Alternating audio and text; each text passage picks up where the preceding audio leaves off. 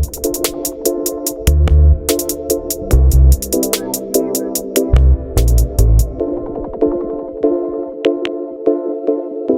guys, welcome to the Fantasy Fanatics Podcast. I'm your host, James, and today we'll be looking at a recap from NFL Week 16. We'll be previewing NFL Week 17 heading into the playoffs. We'll also take a look at some pickups for fantasy in the NBA, as well as we'll be previewing the East Division in the NHL and taking a look at some injuries. I'm joined today once again by Terry and Nate. Welcome, guys. How's it So going? All right, let's just jump right into it. Let's look at what happened in the NFL in week 16. On Christmas Day, we had the Vikings and Saints. And Terry, let me just get to you on that. Alvin Kamara, 6 touchdowns. What were your thoughts on this game? Honestly, it was just the Alvin Kamara show for the Saints. And this shows you like once Breeze does go down the hill, that Kamara is going to be looked towards as well as Michael Thomas. For this offense, probably in the next coming years. Yeah, like this was just an offensive hose down of the Minnesota Vikings. Their defense didn't look that great at all. But in terms of their offense, Kirk Cousins did throw for 291 yards and 3 touchdowns. He did look good. Uh, Dalvin Cook, although he didn't do as much on the ground, only 79 yards and a touchdown. I mean, I guess it's just Dalvin Cook going forward for this team. Most definitely. And then you also have those two guys at wideout. You have Thielen, and then you got Jefferson probably looking into next year, if anything, as well. Yeah, for sure. I think that although this Minnesota team had a rough start, they did make a pretty good push there near the end. I think they have a lot to look forward to for next year. Most All definitely. right. Yeah, jumping to Saturday's games. Nate, we started off with the Bucks and the Lions. This was just the Bucks just flexing their offensive weapons at this point.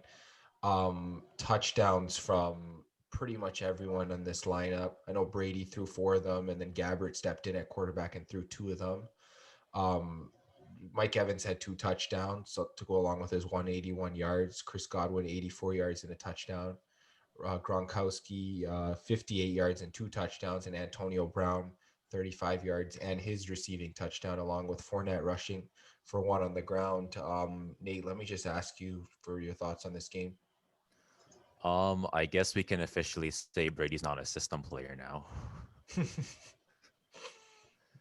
I mean, like he had like what a 90% completion or like 80% completion, and he had like a 98 QB rating.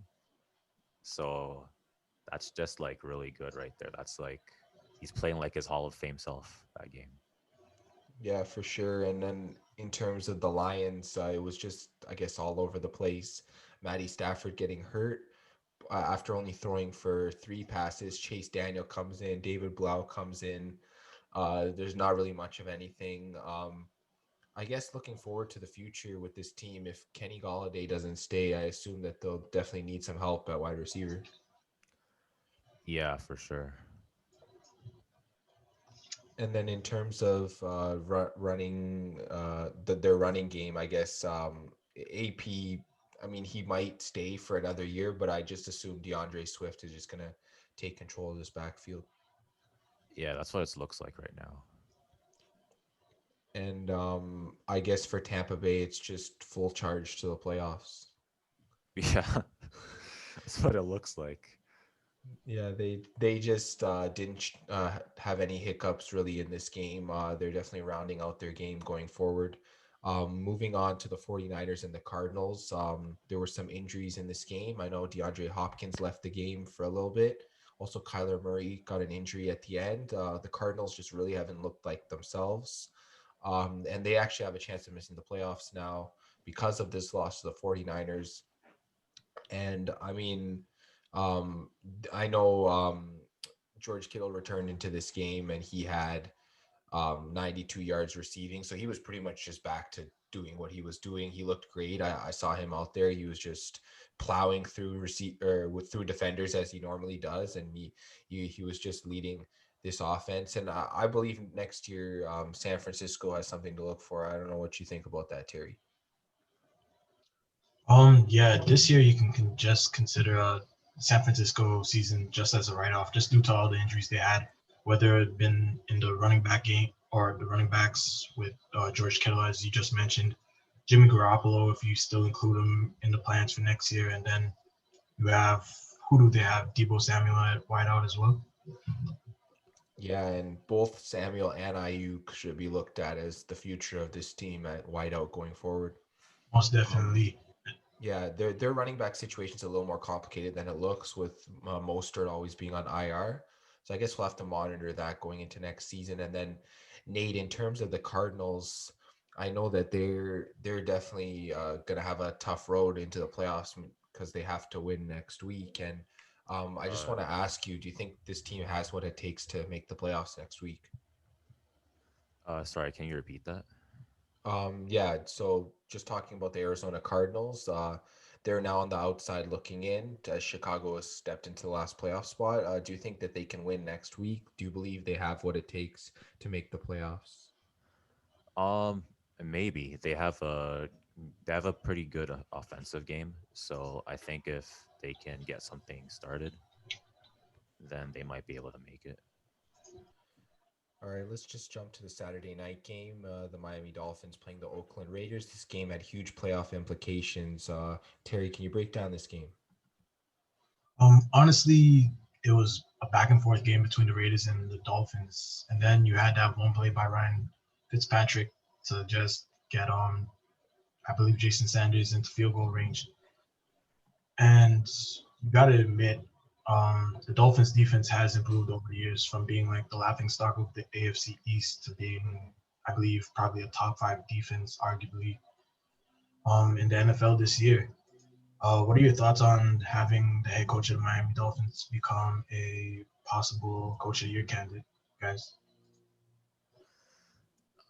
I think that he definitely has an argument for it. You could definitely say he deserves it based on where the Dolphins were last year and where they are now. And even like the years before, they were like a joke in the NBA. Now they're like a serious team to look at almost. They're like knocking on the door of the playoffs, basically. So, Just sort of as a recap of Flores' coaching career, when he was in New England, I felt like he was very underrated. Sometimes he didn't get all the credit he deserved, even Bill Belichick not fully giving him the title as defensive coordinator. And I just feel like that Flores has a lot of characteristics as a coach that not a lot of other coaches have.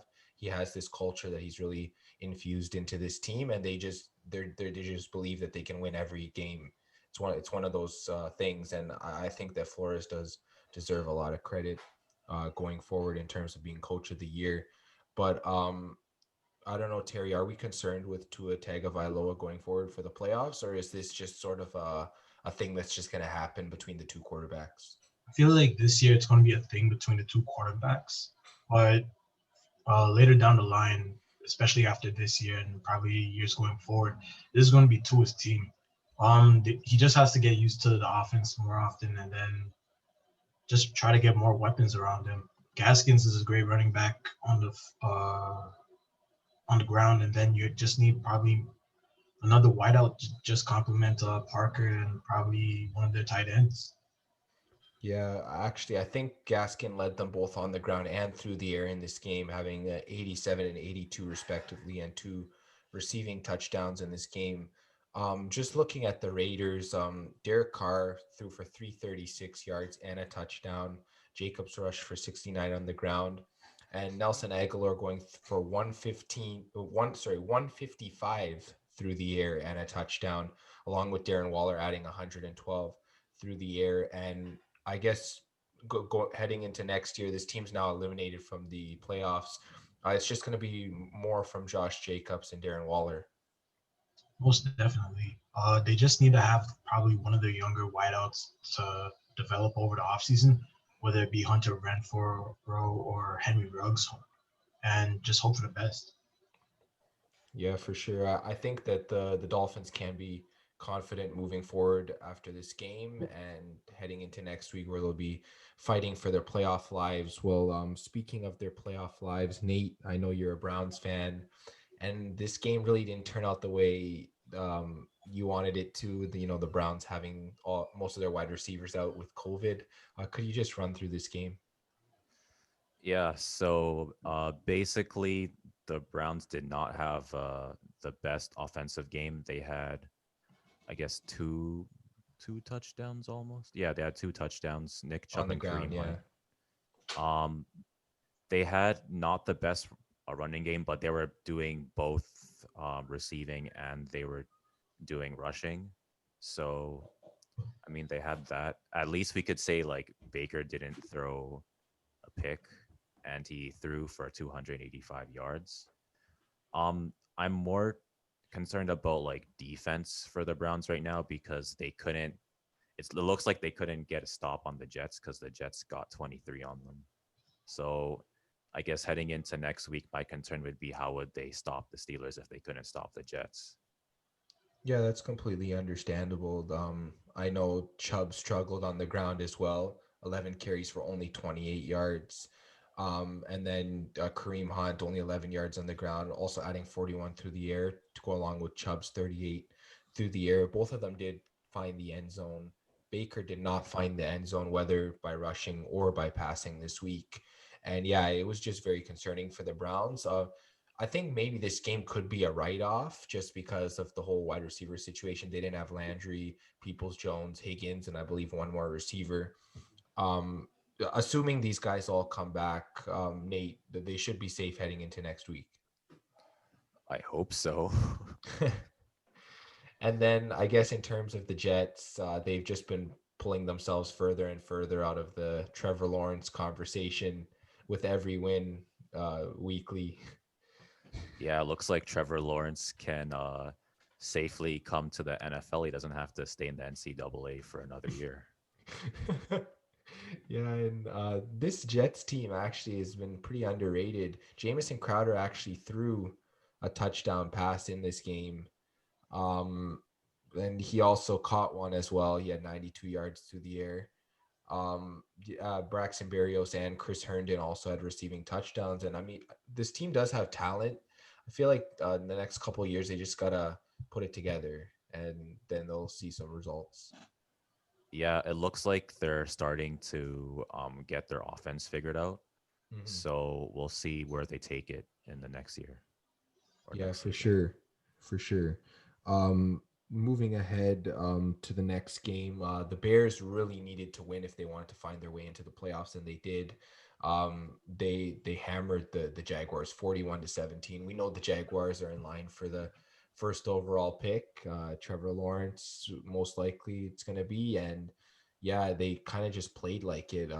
They started Mike Glennon. He had 211 yards for two touchdowns and two picks. No James Robinson on the ground. I think his name is Dere Agunbowale is his name, and he had 71 yards on the ground. There was two receiving touchdowns. They came to both DJ Chark and Laviska Shenault. In terms of Chicago, Trubisky, he's just been playing a whole lot better than he was earlier in the year. 265 yards, two touchdowns, and a pick. David Montgomery, Artavis Pierce, and Mitchell Trubisky all rushing for touchdowns in this game. Montgomery adding 95 yards on the ground to that, as well as 26 through the air, and Allen Robinson adding 103 yards through the air to go along with Jimmy Graham's 69 yards and two touchdowns. Terry, this Chicago team's looking good. Do you think they're better than Arizona at this point? Arizona, offensively wise, they're just picking it up and then they're just beating on the teams that they should be beating on. Mm-hmm. With their defense, I mean, with guys like Khalil Mack, I believe Eddie Jackson's still on the secondary, and a few other playmakers, you assume that they would be the better team overall compared to Arizona. Even though Arizona has guys like Jones, Baker in their defense, I mean, I feel like the Bears are just a more complete team now that Trubisky found his magic, I believe, a week or two ago. Yeah, and I think that this team is heading in the right direction. Although if they do lose next week and the Cardinals lose, they still maintain that playoff spot. But if the Cardinals do win and they lose to Green Bay, then it pretty much is win and you control your destiny for these Chicago Bears. Um, Terry, let me go to you. Your Bengals had a great game. Can we break it down? They beat the Texans 37-31.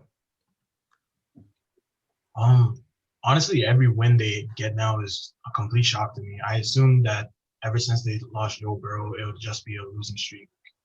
Um, Honestly, Brandon Allen surprised me with like his 371 yards and 2 touchdowns. And then you have guys that kind of stepped it up when Gio Bernard wasn't at his best. You had I can't remember his name, but Panarin, number 34 on the I think you Bengals. pronounce it Pirines, Samaj Right? Pirine. Yeah, I think that's how you pronounce it. Thank you. He had probably 13 carries on 95 yards, and he had 2 touchdowns as well. Even though Gio Bernard didn't have any touchdowns, he still had 16 carries with 65 yards. As always, you had T. Higgins just doing his thing and showing you that he is going to be the wideout of the future for the Bengals, having 99 yards in his touchdown. Unfortunately, you have AJ Green. He didn't get his touchdown, but he did rack up 64 yards on top of it. For people who were hoping Drew Sample finally get a touchdown, he ended up getting it this week, even though it was just on 8 yards. Um, Honestly, for the Texans, I feel bad for JJ Watt at this rate. They just keep losing, and he can't do nothing about it at this rate. And you just think, when is it going to be enough for them to trade away some of these pieces for a full-on rebuild? Hmm. Yeah, I saw JJ Watt's frustration in that interview that he had after the game. Although his team as a whole didn't play as bad as they had been, I know Deshaun Watson has been playing stellar even in defeat. 324 through the air, three passing touchdowns. David Johnson rushing for 128 on the ground and a rushing touchdown, as well as Brandon Cooks going for 141 through the air receiving and a touchdown. And I mean, like this team has pieces, although Brandon Cooks might not stay after this season. Guys like Deshaun Watson and potentially David Johnson with the capital they gave up to get him should be a part of this team's offensive future going forward. And then whether guys like Kiki Kuti and Chad Hansen stay around or whether they move them out and draft some additional pieces, that remains to be seen. But I think it's safe to say that the Bengals, they are looking good. And then you throw Joe Burrow in there next year and potentially Joe Mixon. I mean, this team might be looking at 6 or more wins. 6 or more wins. Yeah, I agree with you on that. They just need to hope for their linebacking core to hopefully improve and pray that their secondary doesn't give up that many blown coverages. As for the Texans, you hope that David Johnson doesn't get hurt for next year, and hopefully they can build around what you just said. Yeah, for sure. Moving on to the next game, the Falcons. I guess they just find new ways to blow leads, and it's stellar. And in this game, that shanked field goal at the end of the game really did it for them, Nate. Let me ask you, what did you think about this game? Well, I think I'm not gonna have Matty Ice as my quarterback next year. He has not been like the best quarterback, and this Falcons team, I thought, was really disappointing this year. I thought they were gonna be one of the best offensive teams in the league at least, but they haven't even been able to pull that off. So honestly, I don't know if we should trust them in the next season. Yeah, I think it's been tough. I know Matt Ryan did have a decent game today, 300 through the air and two touchdowns. And Ito Smith did have 46 yards on the ground, but this run game has just been it's been pretty bad. Todd Gurley has not been getting consistent looks. He only had 4 looks on the ground, and I guess although Hayden Hurst did have a touchdown, the only bright spot in this receiving offense would be Calvin Ridley. I think he's just been the most consistent with Julio Jones being out. And going to Kansas City, this has just been an amazing year for an amazing team. Patrick Mahomes, 278 through the air, 2 touchdowns, and an interception. On the ground, Darrell Williams, 46 rushing yards, as well as Le'Veon Bell adding 30 rushing yards. And then Kelsey going for 98 through the air and a touchdown. Tyreek Hill, 65 yards through the air. And Demarcus Robinson, 29 yards and a touchdown. Um, this team looks like they're going full force into the playoffs. What are your thoughts on the Chiefs, Nate? I mean, it's the Chiefs. What's there's not like much else to say. They're the best team in the league right now. That's what it looks like to me. Yeah, they just continue to pile on the wins, and I mean they've been great for fantasy this year. Any Kansas City Chiefs top end players that you've owned, I assume you haven't been disappointed in this year. Moving on to the next game, it was the Colts and the Steelers, and this game the Colts rushed out to an early lead, and then something happened at halftime, and Pittsburgh just they came out of the locker room almost like motivated to win, and they did. They came back and they won this game. Um, Philip Rivers threw for 270 for the Colts with a touchdown and an interception. Jonathan Taylor ran for 74 on the ground with 2 touchdowns. Zach Pascal caught 64 through the air and a touchdown. T.Y. Hilton adding 60 yards as well. Um, and then in terms of Pittsburgh, Ben Roethlisberger really stepped up in this game. He really stepped into that leadership role for this team. 342 yards through the air and 3 touchdowns. James Conner rushing for 20 yards and a score himself. Juju Smith-Schuster, 96 yards and a score. Deontay Johnson, 75 yards and a score. Eric Ebron, 47 yards and a score, as well as Chase Claypool adding 54 yards through the air. Terry, let me ask you, if both of these teams make the playoffs, which one could you see walking out of wild card weekend with a win? It's kind of a tough question. It depends what the Steelers do this upcoming week. Honestly, if they rest their players for that deserved bye week they should have had probably earlier on into the season, you might see the Pittsburgh Steelers shockingly coming out of the wild card week. As for the Colts, I mean, you would expect them to get the win, but it depends who they match up on. Who would they be matching up on if it came to wild card weekend? I think the way it's looking, if they get into that 6th or 7th spot, it would probably either be either Pittsburgh again or maybe Buffalo. They might be looking at. If it's Buffalo, honestly, I gotta go with Buffalo on that case. And if, as I mentioned earlier, if the Steelers don't rest next week, you could potentially see the Colts getting the victory in wildcard weekend. But as I said before, it depends on the rest and week 17.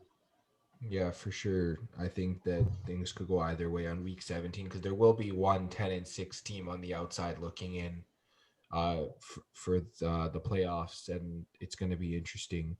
Might even be an 11-5 team on the outside looking in. The way if all those teams do get victories, that would be pretty amazing to see.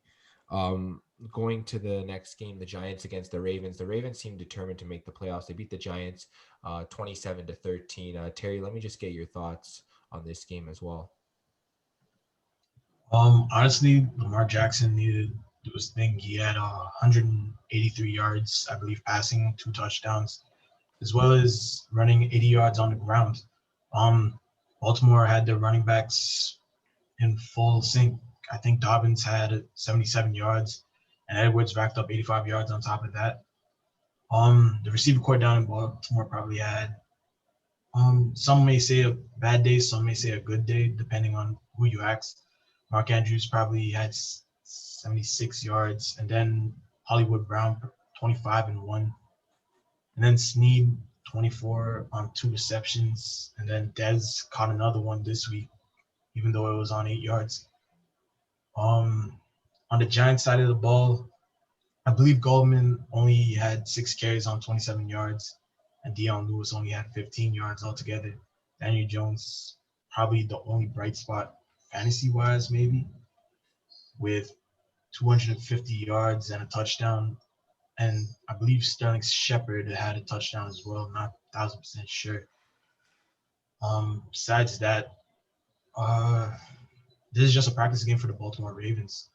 And for the New York Giants, I'm not 1,000% sure if they're still in playoff hopes in the NFC East. But you gotta look forward to this team next year, just in general.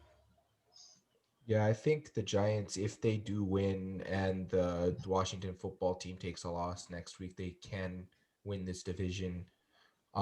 Yeah, like you're saying, it's gonna be tough. Dallas has been on a hot streak coming into this coming game against the Giants, so it's gonna be interesting to see. And then in terms of Baltimore, they're fighting for a playoff spot. They're with the Colts loss this week, they actually jump into that final playoff spot. So the Colts are going to be relying on another team to lose as well as for them to win to be able to make the playoffs, as they don't have all the tiebreakers that the other teams do in the AFC. Speaking of the Washington football team in that division, Nate, let me go to you to break down this game that they had against the Panthers. The Panthers winning 20-13. Well, it was a bad game for Dwayne Haskins. It was so bad he got cut from his team. Yep, yep. So not the most encouraging game from them. Uh, Bridgewater did okay. He's not like a stellar quarterback, but he's getting it done. They had one rushing touchdown and one passing touchdown, I believe. Yeah, it was just a rough go for the football team this week. Yeah, JD McKissick 77 yards through the air and a touchdown. Logan Thomas 63 yards and Cam Sims also receiving for 63 yards. I believe they only had one touchdown. I believe the other two were field goals. Um, and Taylor Henneke was the one who threw that touchdown, as Dwayne Haskins threw two interceptions before being pulled from the game. Antonio Gibson was back. He rushed for 61 on the ground. He looked pretty good. But yeah, this football team really needs Alex Smith to come back next week. They really need an offensive push that they had in the weeks prior. And in terms of the Panthers, they're not really playing for anything right now. Teddy Bridgewater, 197 yards and a touchdown and an interception. Curtis Samuel, 52 on the ground, as well as Mike Davis with 28 on the ground and a score. Curtis Samuel also adding 106 through the air. Robbie Anderson adding 39 through the air and a touchdown, and DJ Moore adding 37 through the air. Yeah, this Panthers team is just sort of just running out the remaining games of their season, and they really played spoiler well against a Washington football team that was looking to gain ground in their division. Um, Speaking of the NFC East division, the Cowboys hammered on the Eagles 37-17. Um, Andy Dalton looked pretty amazing in this game, going for 377 through the air, three touchdowns and an interception. Ezekiel Elliott 105 yards on the ground, and CeeDee Lamb rushing 19 yards for that touchdown. Amari Cooper adding 121 through the air, as well as Michael Gallup adding the same with two touchdowns. CeeDee Lamb adding 65 through the air and a touchdown, with Elliott receiving for 34 through the air as well. Um, Terry, this Cowboys team, they have a chance of making the playoffs. Anything's possible in the NFC East at this rate. Um, Honestly, I don't know what to predict when it comes to the NFC East. Uh, I mean, one week it's going to be the Cowboys, next week it was the Eagles, and then now it's currently the Washington football team. Am I right? Uh, Honestly, on the Eagles side, the only thing you can look forward to going into next year is probably Miles Sanders, as well as what do they do with the wideout core, whether they keep Greg Ward, if they keep Travis, or if they keep Deshaun Jackson, or they just cut him, honestly. And then you have the tight end problem with Zach Ertz and then Goddard. Honestly, this whole division's a mess at this rate. Yeah, I can definitely see that. Miles Sanders did have a good game, 57 on the ground and a touchdown. Jalen Hurts rushing for 69 himself, throwing 342 yards and a touchdown, but also throwing two interceptions. Deshaun Jackson had that long reception for 81 yards and a touchdown. And Quez Watkins added 57 yards. through the air, as most of this core was pretty quiet in terms of receivers and tight ends. Um, Nate, I guess this is the end of the Eagles' run. What are your thoughts? Yeah, I think they're officially eliminated at this point. So their next game is pretty much just a formality. Yeah, I think they could potentially play spoiler to the Washington football team, as they know they're trying to win the division. And I'm not 100% confident in the Washington football team at this moment in terms of their offense. We'll have to see if Alex Smith is going to play. Terry, let me go to you for the next game. It was the Chargers and the Broncos. And could you break down this game for us? Honestly, fantasy wise, you had Justin Herbert, 253 yards and touchdown. Austin Eckler, if you probably drafted him in the second round, maybe even third, he gave you 10 carries on 45 yards, as well as receiving wise. He got you 3 receptions, 23 yards, and a touchdown. Wide receiver core over in LA probably gave you Mike Williams at 4 receptions and 54 yards. And aside from that, probably if you picked up Anderson, if you got lucky, he gave you 4 receptions on 48 yards. On the Broncos end of the football, Melvin Gordon, now that Philip Lindsay is on IR, I believe, he gave you 79 yards on 16 carries. And Drew Lock, if some reason you picked him up, he gave you 264 yards and 2 interceptions.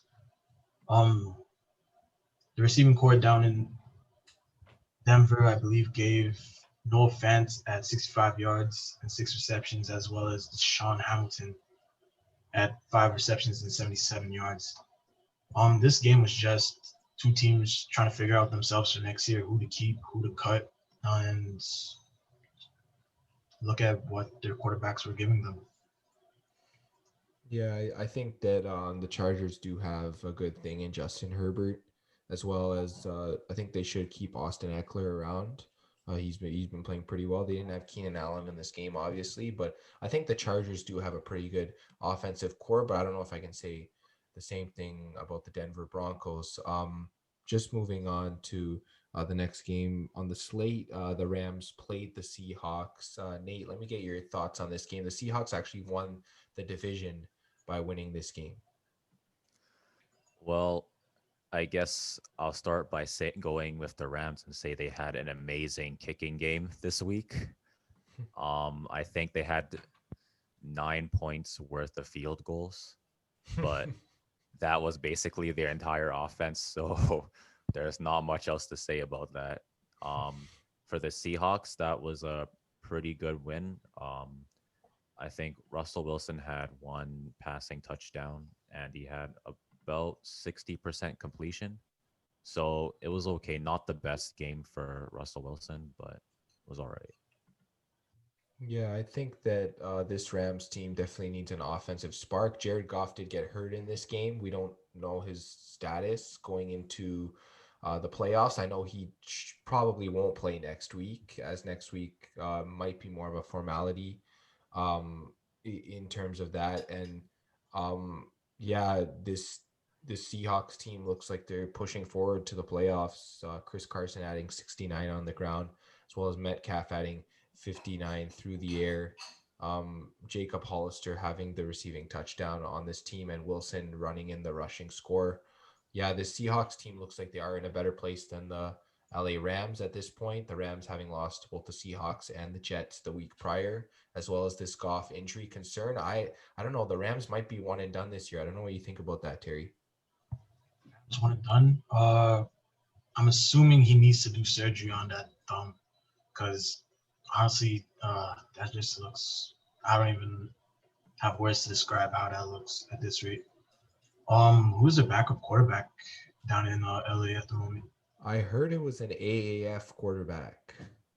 So Right. yeah, they're in quite a bit of trouble with Jared Goff going down. Whether they sign someone this week and put him through the COVID protocols heading into the playoffs, I don't know what they do there, but we'll definitely have to keep an eye on their situation. Moving forward, Terry, Green Bay just laid a pounding on the Titans in this snow game. They just know how to play games in the snow. 40-14 was the final score. Let me just get your thoughts on both teams. Honestly, if you stop the Titans run game, which is kind of hard, especially with Derrick Henry, just that big of a man, you don't expect him to have, I would say, a normal game like this. Even though he got 98 yards on 23 carries, you expected him to get over the 100-yard mark. And this kind of shows you that this Titans offense, when you stop Henry, you're going to have a fighting chance. Tannehill only had 121 yards, and then on top of that, even though he got a touchdown, he had 2 interceptions. With AJ Brown, he had 4 receptions on 43 yards. John Smith was surprisingly their second best receiver, with 3 receptions on 30 yards and a touchdown. So I don't know what to tell you when it comes to the Titans offense. As for the Packers, AJ Dillon was a surprising fantasy relevant player. He had 2 touchdowns on 124 yards. Aaron Rodgers, 4 touchdowns, even though he had an interception, and 231 yards. Devontae Adams always does his thing. And honestly, it was just the Devontae Adams show if you picked up a wide receiver from Green Bay. Everyone else probably had under 25 yards, if anything, on this team. Yeah, I think this team as a whole played really well. Aaron Jones also adding 94 on the ground. Yeah, just looking forward, we don't know whether Green Bay is going to rest how many players or if any against Chicago, as they do know that this game is really important for Chicago. So we'll have to monitor that moving forward. As for the Titans, I think they'll be full go next week as they're still trying to lock up their playoff spot. Looking at the Monday night game, the Bills just had their way with the Patriots, and as a Patriots fan, it was a very tough game to watch. Just many things not going their way in that game. Looking at the Bills, we had Josh Allen throwing for 320 and 4 touchdowns. Zach Moss rushed for 57 on the ground and a touchdown. Stephon Diggs through the air 145 yards and 3 touchdowns. He had an amazing game. Dawson Knox adding 51 receiving yards through the air as well. And they just kept putting the pressure on. Even when they went up by like 3 scores, they just continued to keep their foot on the gas, and they're just continuing to push forward heading into the playoffs as they've secured their playoff spot. Um, Going forward. And in terms of the Patriots, both Jared Stidham and Cam Newton played in this game, none of them having over 100 passing yards or any passing touchdowns. The bright spot on the ground for them was Sony Michel with 69 rushing yards on 10 attempts, and Cam Newton rushing for 24 yards and their only touchdown of the game. Yeah, it was just a rough go for the Patriots as they'll be looking to sort of retool their roster heading into next season, hopefully getting a lot healthier as well, potentially their opted out players coming back. And then in terms of the Buffalo Bills, they control their own destiny even in the playoffs. They just have to find a way to consistently keep doing what they're doing. I know their offense has been the best part of their game, and if their defense can sort of meet them at that level, then they can be a dangerous team, I think, going forward. Nate, let me just get your thoughts on the Buffalo Bills. They were looking really good. I think they might be one of the stronger teams in the playoffs this season. Um, Josh Allen is just he can run, he can pass, he's like a really good player on the team, and they're just a really good offense overall. So yeah. Yeah, I think that this team definitely has a lot to prove this coming playoffs as they didn't have a good playoffs last year. So we'll have to see how that happens going forward. And let's just go straight to our preview for next week, guys. All right, we're going to take a look at the Week 17 slate of games for the NFL. This week, we're going to talk about who might win each game, as well as which teams will be full go in terms of your fantasy lineup for these games. All games will be taking place on Sunday, January the 3rd. They'll run from 1 p.m. all the way to the Sunday night game at 8:20 p.m. We'll start with the Dolphins and the Bills. I'll start with you, Nate. Who do you see winning this game? The Dolphins and the Bills. I think that's gonna be I think it could be close, but I think the Bills might be able to get a win still. Terry, what do you think? If assuming the Bills start Josh Allen, do you see them winning or do you see the Dolphins taking this? I gotta go with Buffalo on this. I mean, their offense is so high powered. Even though they don't rely on the running game so much, their passing game is just, I believe, probably one of the top 10 in the league at this rate. Yeah, if Josh Allen even plays half a game, that should be good for fantasy owners. Um, but if he does struggle at the beginning because of this Miami defense, that could end up being an issue. The Bills have been very consistent going forward. I just don't see the Dolphins finding a way to lose this game. There's just too much on the line for them. And especially if we're talking about Josh Allen potentially sitting out the second half, all the Dolphins players should be full go for fantasy. Also, Devontae Parker, assuming he does play in this game, should be a full go for fantasy as they do need him to produce. And I don't know. I believe the Dolphins should win this game as their playoff hopes depend on it. Um, Moving forward to the Saints and Panthers, the Saints are just playing for a playoff spot at this point. I don't know how many of their starters they play, and the Panthers are sort of just playing out their remaining slate. They should play most of their players, but Terry, let me get your thoughts on this game. Do the Saints take this, or is this sort of a trap game for them? Honestly, if they don't rest Kamara or even Breeze, I gotta go with the Saints on it no matter what. Um, with the Panthers, you're probably gonna see everyone playing, just trying to figure out who gets a contract next year, who they cut in this coming off season. Uh, just give me the Saints at this rate. Who that? Yeah, I think it's safe to say that even if Breeze doesn't play, you'll see Taysom Hill in there, and if Kamara doesn't play, you'll see Latavius Murray in there, as well as Emmanuel Sanders should be playing in this game, possibly Traquan Smith. So I think this Saints team is loaded enough to be able to get the win here. What are your thoughts on that, Nate? Who do you see taking this game? I'm taking the Saints as well. Um, the Saints are just too deep. Even if they didn't play their best players, I think they would still have the advantage over the Panthers. Yeah, I think that seems like the common scenario here. Let's take a look at the next game. This game has playoff implications. It's the Packers against the Bears. Um, I know this is a must-win game for Chicago. Whether they win it or not will depend on whether Rodgers and company play for the Packers. Terry, what are you looking at for this game? Honestly, the only thing I'm looking at right now is to see if Aaron Rodgers gets the rest. Same goes with Devontae Adams and Aaron Jones. As you did mention, the Bears are fighting for their playoff lives, and it's not, and they have to worry about other teams losing as well. So hopefully, if you're a Bears fan, you're praying that the Packers rest all of their starters, and if you're a Packers fan, you want to play spoilers right now against this Chicago team. Nate, what are your thoughts on who might win this game? It's pretty much the same as you guys. Like it pretty much depends on if Aaron Rodgers is starting this week or not. But I think if they do start Aaron Rodgers, I'd say Green Bay still has the advantage. But it's the dark horse, so we'll see.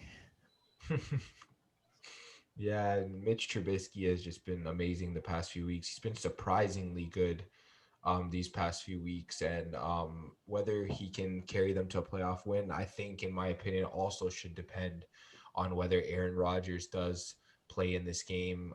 It's just one of those things that just looking at it, Chicago might actually catch a break if Aaron Rodgers doesn't play, and they might find their way into that final playoff spot. Terry, let me go right back to you with your Bengals playing against the Ravens. I know that the Bengals should be playing most of their players as they are playing for starting jobs, but the Ravens are going to be a full go trying to get this playoff spot. I don't know. I just don't see the Ravens losing this game. Exactly, you got to go with the Ravens on this. I feel like the luck has run out for the Bengals, and they're just going to run into a high-powered offense led by Lamar Jackson this week. Yeah, it's just tough to see anyway. The Bengals win this game, and Nate, going to you. What are your thoughts here? As much as I'd like to say the Bengals are going to win, I can't really say that. Unfortunately, it looks like the Ravens have the advantage. They just have a deeper team overall, and I'm just not sure if the Bengals have the defense to stop that. Just getting the news that Mason Rudolph will be the starting quarterback for the Steelers in this game. How do you feel about your Cleveland Browns taking this game? Well, it looks like they actually have a chance. Mason Rudolph is not nearly as good as Big Ben, and we'll have an interesting rematch between Miles Garrett and Mason Rudolph. Yeah, and I believe Cleveland is also getting their wide receiver core back. I just don't see them losing in this game. Their defense will definitely be motivated, as you shared the whole Miles Garrett incident from last season. Terry, what are your thoughts on this game? Well, now that you mentioned the resting starters down in Pittsburgh, you gotta go a safe bet on this, and you gotta go with the Browns. I mean, if they're just gonna go the route of resting players now, you just rest, I guess Juju, maybe even Deontay Johnson, and let Chase get a couple more reps since he's a rookie and he's still young, right? As for the running backs, just let Connor get some rest, and hopefully Benny Snell try something against this Cleveland defense. Yeah, it just seems like the Browns should be going full force in terms of their fantasy players. So I believe it's safe to say that if you have a week 17 league, that you can just start all Cleveland Brown players in this game. Moving on to the Vikings and the Lions, I think it's safe to say that the Lions will be sitting out Matthew Stafford after the last 2 weeks of him getting banged up with injuries, as well as Kenny Galladay won't play in this game. You might see a lot of the younger guys like DeAndre Swift and so forth. And with the Vikings, um, I'm not really sure what they're going to be doing in this game. They might just let their players play out the final game of the season. In that case, I would lean towards the Vikings, whether they start their starters or maybe some of their bench players. Terry, what do you think about this? Honestly, these are both teams that are out of the playoffs, and their hopes are gone down the drain, the wishing well, whatever you want to call it. As you did mention, just benching Stafford is the best move for the Lions at this rate. If they hope to get any value out of him, or if they just want him good for next year. As for the Vikings, I mean, you got guys like Thielen and then Cook that probably want some reps, but then they won't play the whole entire game. As for guys like Jefferson and maybe Smith at tight end, you could see them playing the whole entire game just because they're younger guys, and hopefully no injuries happen for the Vikings going into the offseason. Yeah, Nate, who would you take in this game? I think I would still take the Vikings. Like, even though this is just basically just a formality game, I think the Vikings might still want to put on a bit of a show, and the Lions don't have their starting quarterback, so I don't really see the Lions winning this week. Yeah, I think that both teams, there's the potential for them to rest players as also the next game with the Kansas City Chiefs facing the LA Chargers. The Chargers should sit Keenan Allen out of this final regular season game as he's dealt with injuries. The rest of their team, I believe, should play, just so they can see where they are in terms of talent development. And in terms of Kansas City, I think they'll be resting a lot of their players. I still think the Chiefs can take this game. Just depends on how much they want Patrick Mahomes to play. This Chiefs defense is also very superior to the LA Chargers, so I just don't see a way of them losing, even if Patrick Mahomes misses most of this game. Nate, what are your thoughts on who might win this game? I think because it's the Chiefs, we shouldn't really count them out.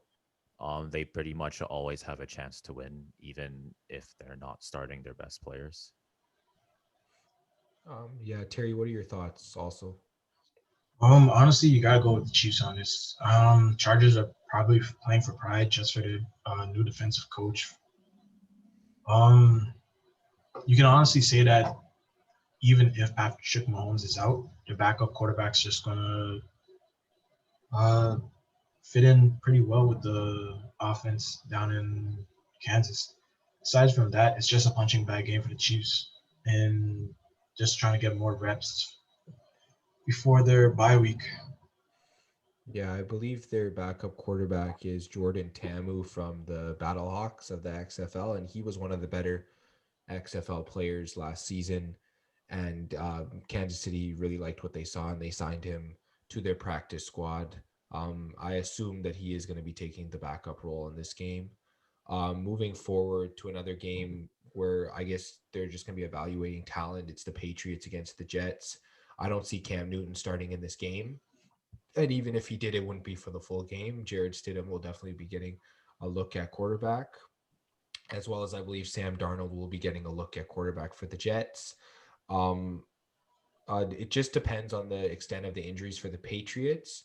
If they can't roster a decent level of defense, I don't see them winning in this game based on the way the Jets have been playing the last 2 or 3 weeks.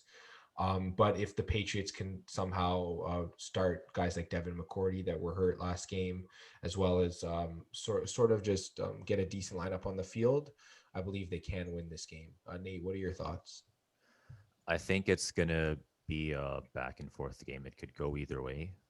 Um, like you said, it depends whether or not the Patriots are gonna be starting all of their players. And for the Jets, they just came off a really good game against the Browns, and for some reason they forgot they're in tank mode, so it looks like they'll be going in full force. Yeah, Terry, what are your thoughts on who might win this game? Honestly, you're gonna hate me for this one, but I feel like the Jets are gonna win this. They just beat the Browns. They beat the Rams 2 weeks ago. As you said, they're just evaluating talent, so you're gonna have a lot of guys fighting for contracts, or even just to keep their livelihoods in this game. So I feel like the Jets are gonna have a chip on their shoulders, and they're gonna come with a W. I'm sorry.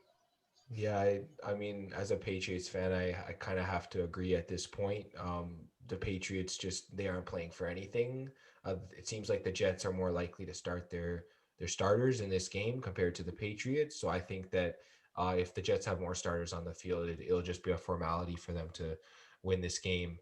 And moving on to more top end playoff implication games.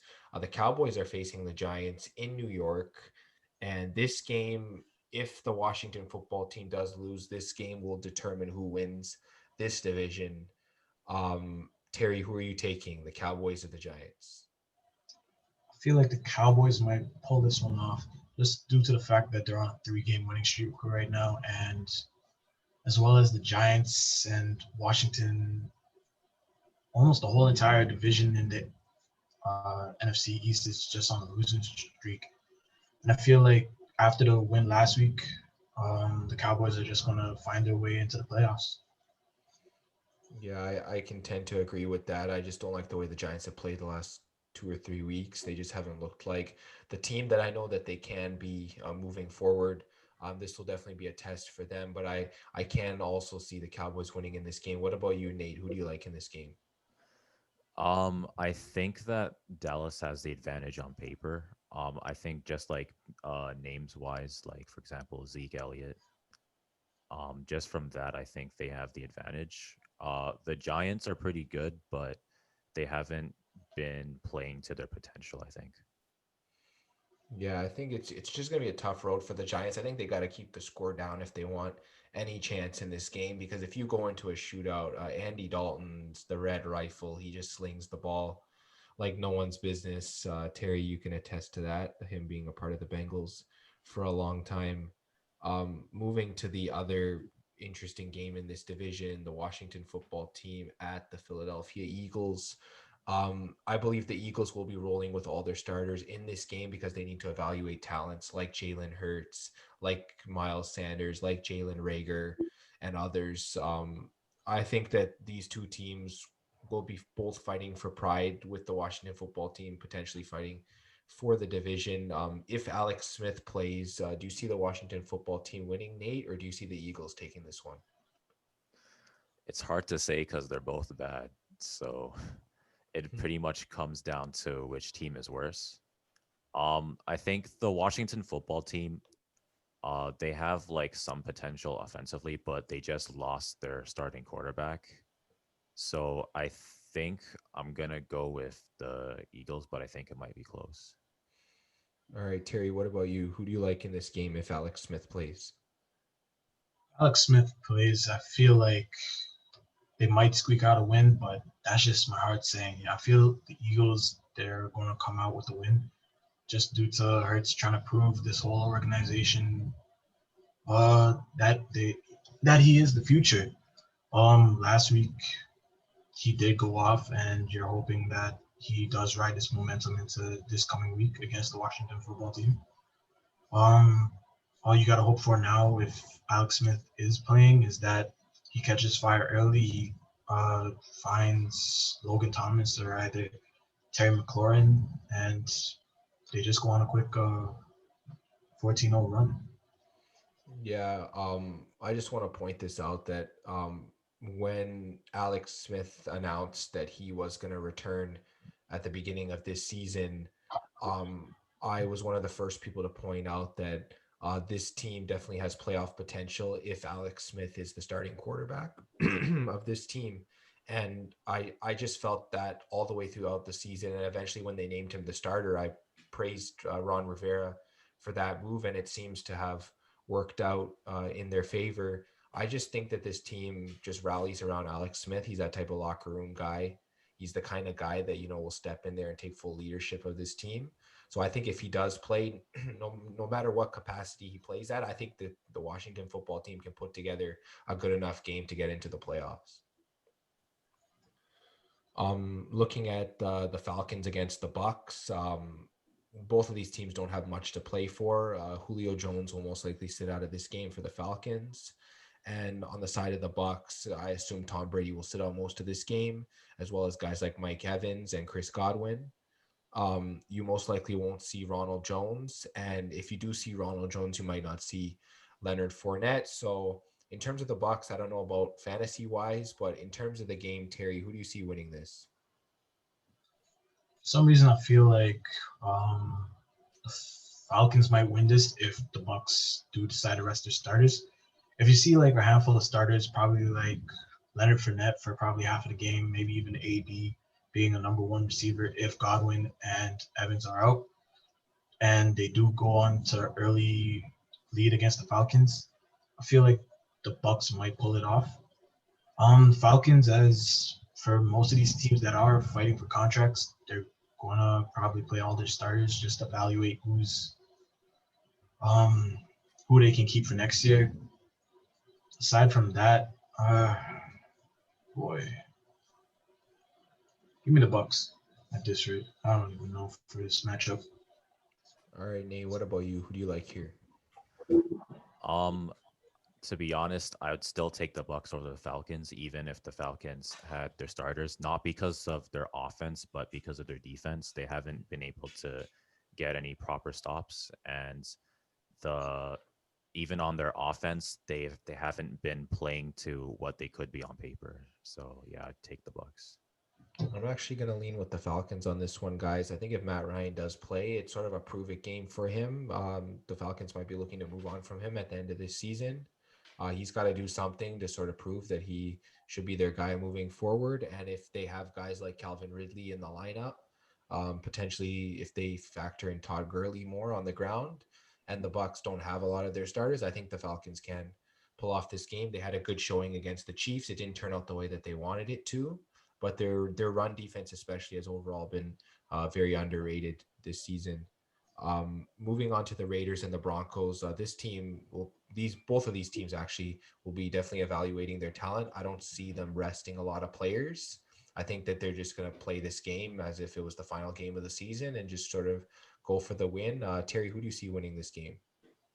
For some reason, I have a feeling that I feel like the Raiders might win this just due to the fact that the offense in Denver kind of looks horrible. You don't have a clear-cut number one receiver that's probably going to just take over a game. You still have to decide between Tim Patrick, who else is down there right now? Hamler, exactly, Judy as well, and then you have Fant.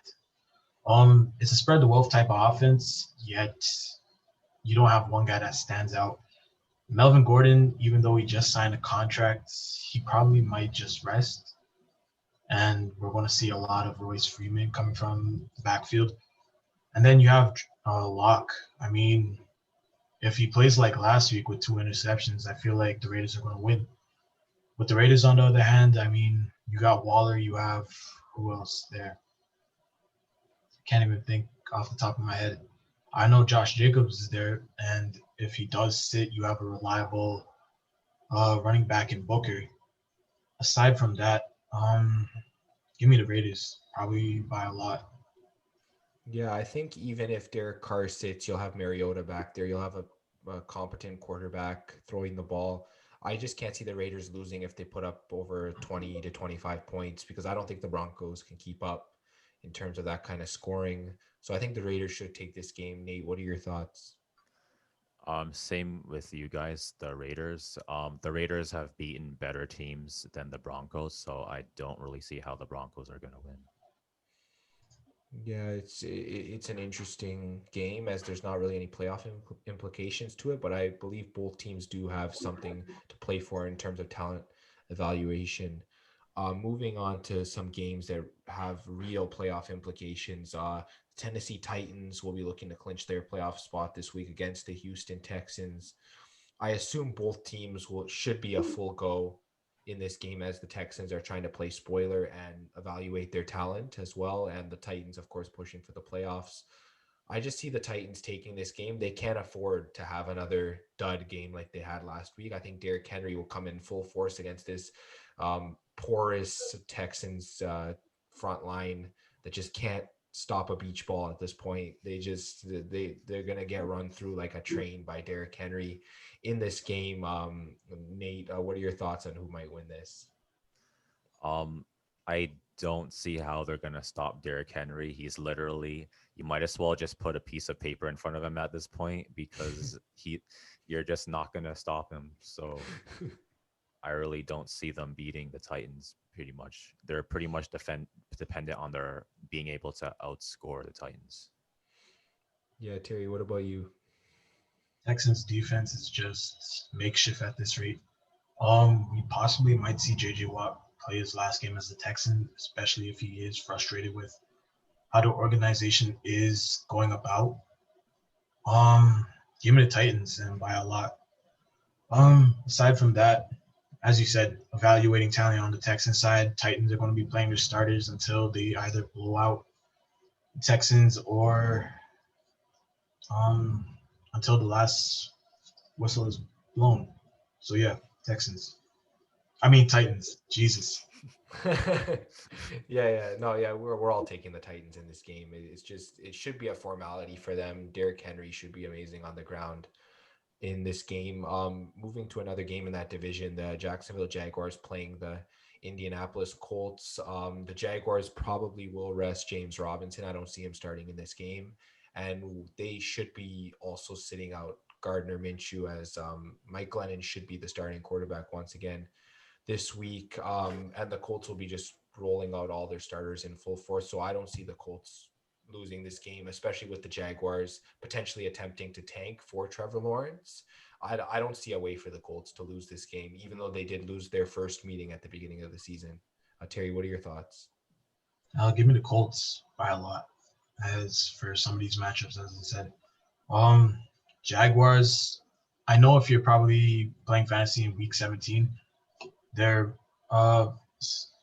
backup running back is pretty good from what they were mentioning in the start of the season, even before Robinson was going off.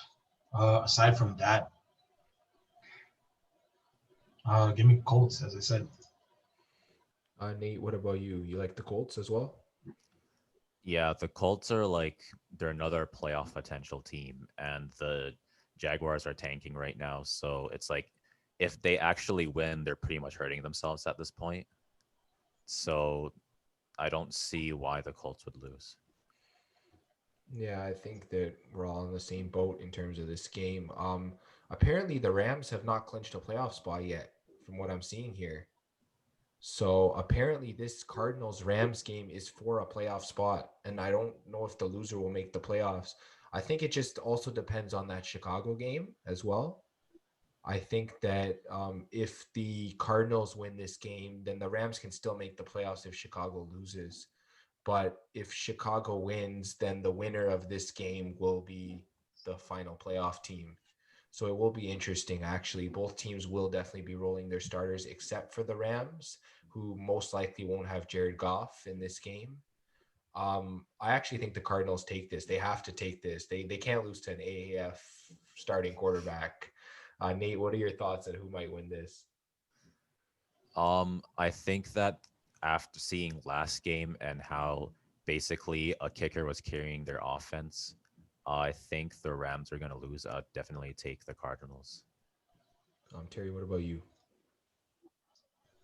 If the Rams do rest their starters, give me the Cardinals. But if the Rams do want to play spoilers against their division rivals and just play all their starters just to make their lives miserable, give me the Rams. All depends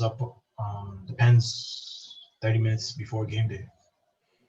I think actually the Rams will be starting Malcolm Brown at running back as both Henderson and Akers are out with injuries, as well as Jared Goff will not start at quarterback for them. And the Rams, although they might be wanting to play spoiler, I don't know if their playoffs is locked for them either. So there's a chance that the Rams actually miss the playoffs if they lose in this game and the Bears do win. But I don't know if they'll be able to do anything about that with the offense looking the way it is right now.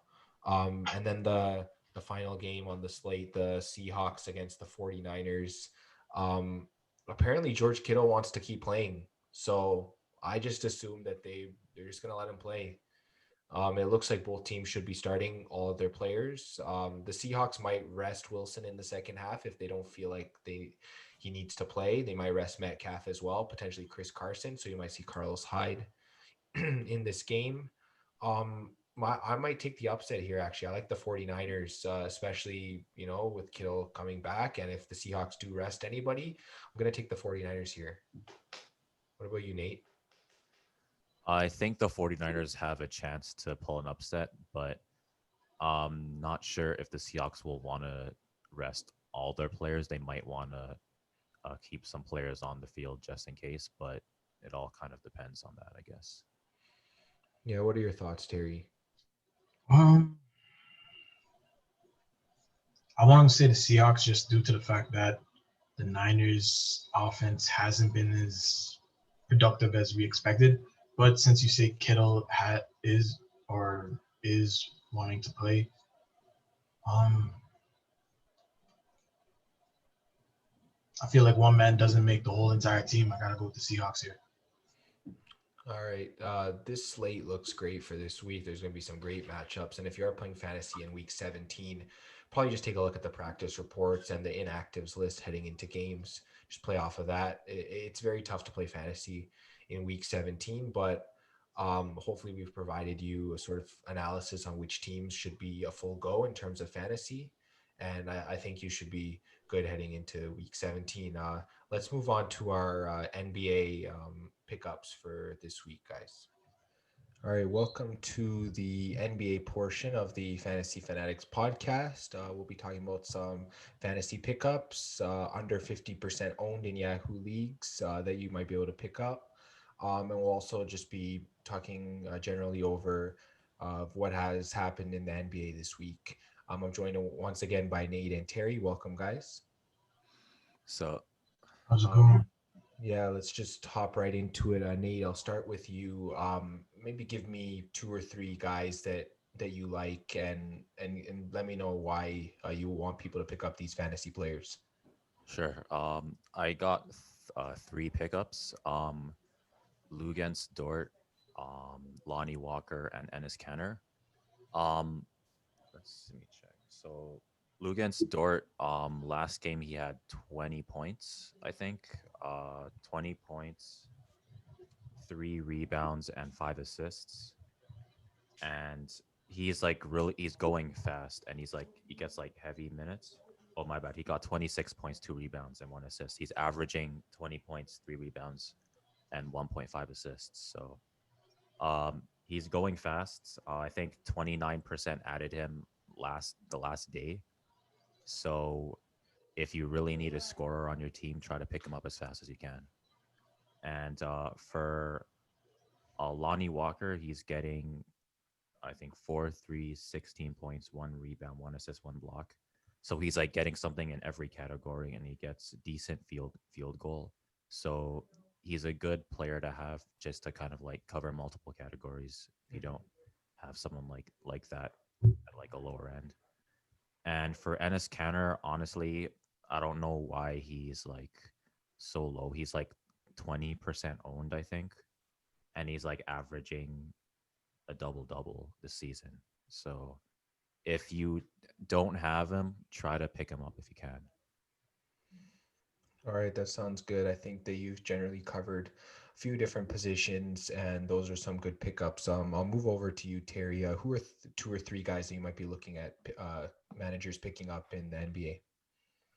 Just a few days ago, I would have went with Alex Burke out of basically New York Knicks. Probably through this whole last week, he was under 50%, but probably when this podcast does come out, he'll be over 50%.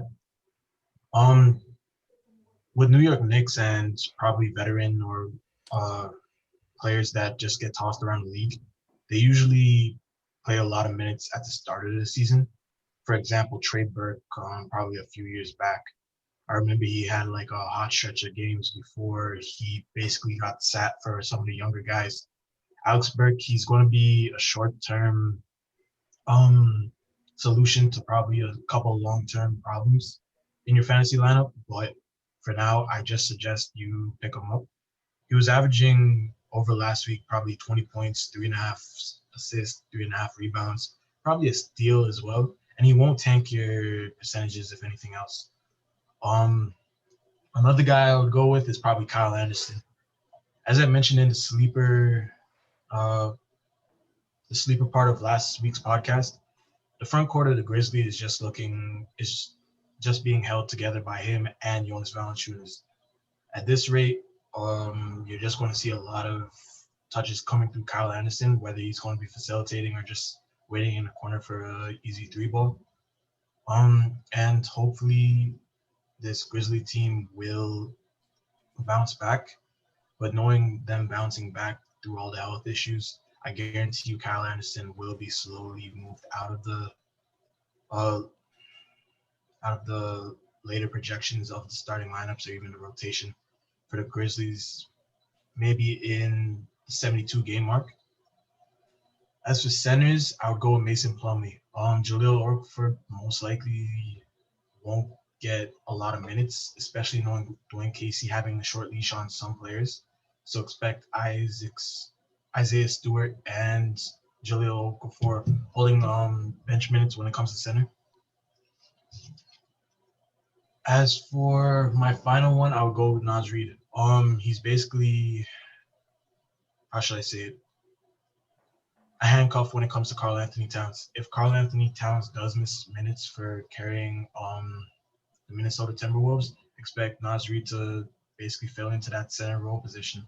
Only thing I would worry about when it comes to Naz Reid is that it's just his conditioning when it comes to him. That was a problem last year, and hopefully he improves on it this year, and then he'll become a little sleeper for when Cat does get injured.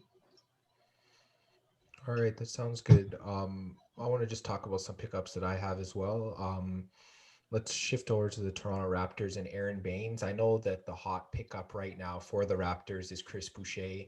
I believe I believe over the last 2 days, he's been owned now in 70% or so of leagues. He's jumped up about 40% in the past couple days. And I do want to go to Aaron Baines because a lot of people are dropping Aaron Baines for Chris Boucher. And I can say that it's a wise move because Chris Boucher should continue to grow in this lineup and moving forward. But I still think Aaron Baines does have a role with this team. He's still the starting center on this team. He's still going to get top end minutes when they play a big lineup. He will play the 5, and they will move Boucher to the 4 most likely. And this just still seems to be a team that wants to run Aaron Baines in as many minutes as they do, and he has been close to a double-double Here and there with blocks, his percentages are pretty good as well. So I think he's still someone that can be owned. If someone did drop him in your league for Chris Boucher, I think he's someone that you can add to your team, and he won't disappoint you in terms of fantasy production. Um, moving moving over to the forward position, I have Nick Batum. I know Mete talked about him last week as a sleeper. Um, with Kawhi Leonard being out for Lord knows how long, Batum, I think, has solidified himself in the starting lineup. It looks like Morris won't be back soon anyways. So, and the way Batum has played, I believe that you can add him. I believe right now he's only about 20 to 25% owned in most leagues. So he's readily available. He's been putting up amazing lines. Like one of the past games, he put up a 13, 10, and 4 line. He's just very steady. He'll put up points, rebounds, assists. He'll add steals. I believe one of the games he had 2 steals. The other one he had 1 steal. And he'll add some blocks as well. He's perfect on the free throw line this season. So he just seems to be solid all around the court. He's a depth add for sure, and I think that with the starting minutes, he can definitely provide some fantasy value for you. And then just adding one more player, I'll add Monte Morris. He's just played fantastic so far this season for Denver. Yeah, he's more of a deep reach, I think, if you're in a deep league and you sort of want to get the edge on a pickup. I think Monte Morris is someone you can look at in his past couple of games. He's finished with at least 4 to 5 assists, between 12 to 15 points. He'll add some rebounds for you as well, some steals, some blocks. He's just sort of that all around guy, and he really shouldn't hurt your percentages. He's definitely improving at the free throw line as well. And his field goal percentage is really high. So I think that as sort of a deep reach, Monte Morris is definitely that guy that you could maybe throw on your bench and start if need be. He can give you an advantage over some of the other teams. That wraps up our pickups, but I just want to get to you guys. Terry, I'll start with you. Just some general thoughts on the season. And, you can talk about maybe some teams, maybe some players. I'd just like to move that over to you.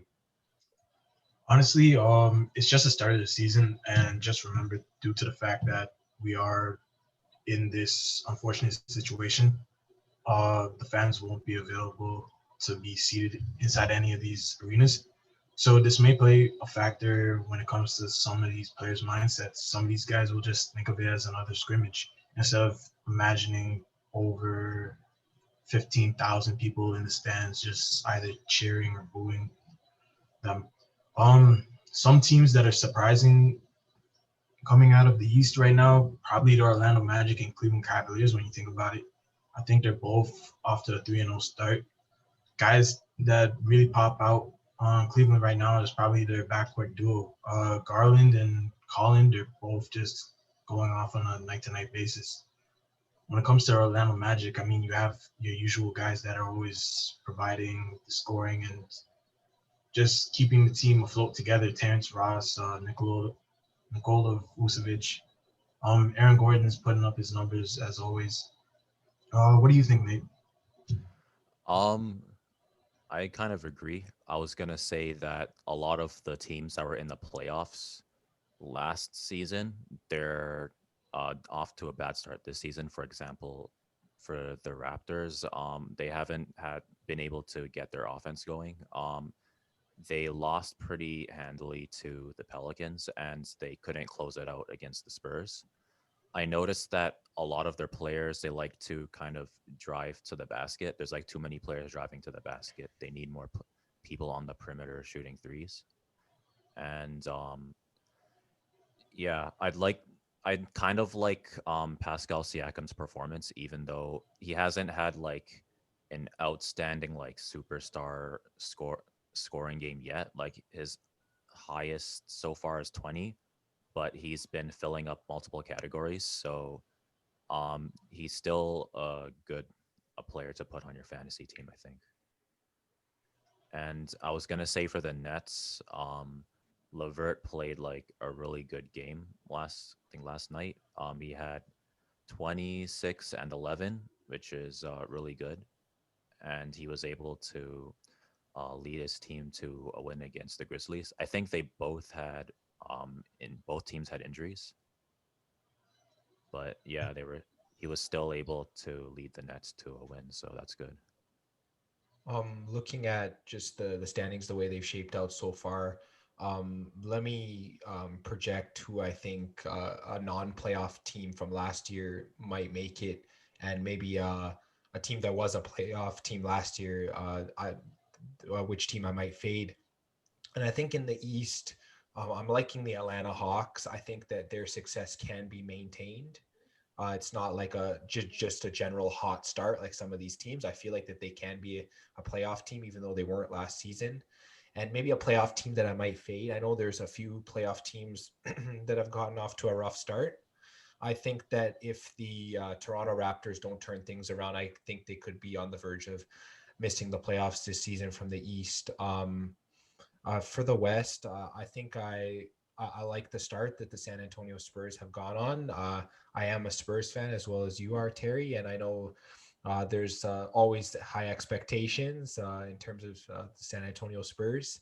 And yeah, if they can keep up their play, I think they can find their way into the playoffs this season. And in terms of a playoff team that might miss, if Houston doesn't get things together, whether it's with COVID, whether it's with whatever is going on, drama in the locker room, drama in the management, all that, I think that Houston could be in danger of missing the playoffs. I don't know. What do you think about that, Terry? Honestly, I respect the Spurs no matter what, but after like how many years? 20, what is it? 21, 22, maybe even 20 years, like consecutively in the playoffs. Eventually, every team got to go through a rebuild. Right now, I feel like the Spurs they won't get a playoff spot this year. Maybe a team like the Phoenix Suns may capitalize on some of the teams that were playoff bound last year dropping out. Um, don't get me wrong, I always want to see the Spurs in the playoffs, but I feel like this year they're going to have to figure out what to do with LaMarcus Aldridge as well as DeMar DeRozan, with both of their contracts eventually going to come up. Um, with the Suns, on the other hand, I mean, Chris Paul found a fountain of youth, and hopefully he can bring something interesting towards that Phoenix Suns locker room. As for the teams out east, Toronto Raptors, it's just 2 games within the season, so you hope that the Raptors do find a way to bring it back around. Um, Nick Nurse, he's always gonna bring the best out of his players, no matter who it is, whether you're the star player at Siakam or if you're going to be the 15th guy off the bench, whether it be one of the guys on a two-way contract or it be, I don't know, the rookie they drafted in the first round. Yeah, I'm actually surprised with their start, but knowing like you said, the coaching staff that they have, I believe that they can turn it around. Nate, what about you? Who are you higher on that was outside the playoffs last year, and whose start concerns you from the playoff teams last year? I kind of agree with the Hawks being higher. They might be able to steal a playoff spot if they keep their momentum.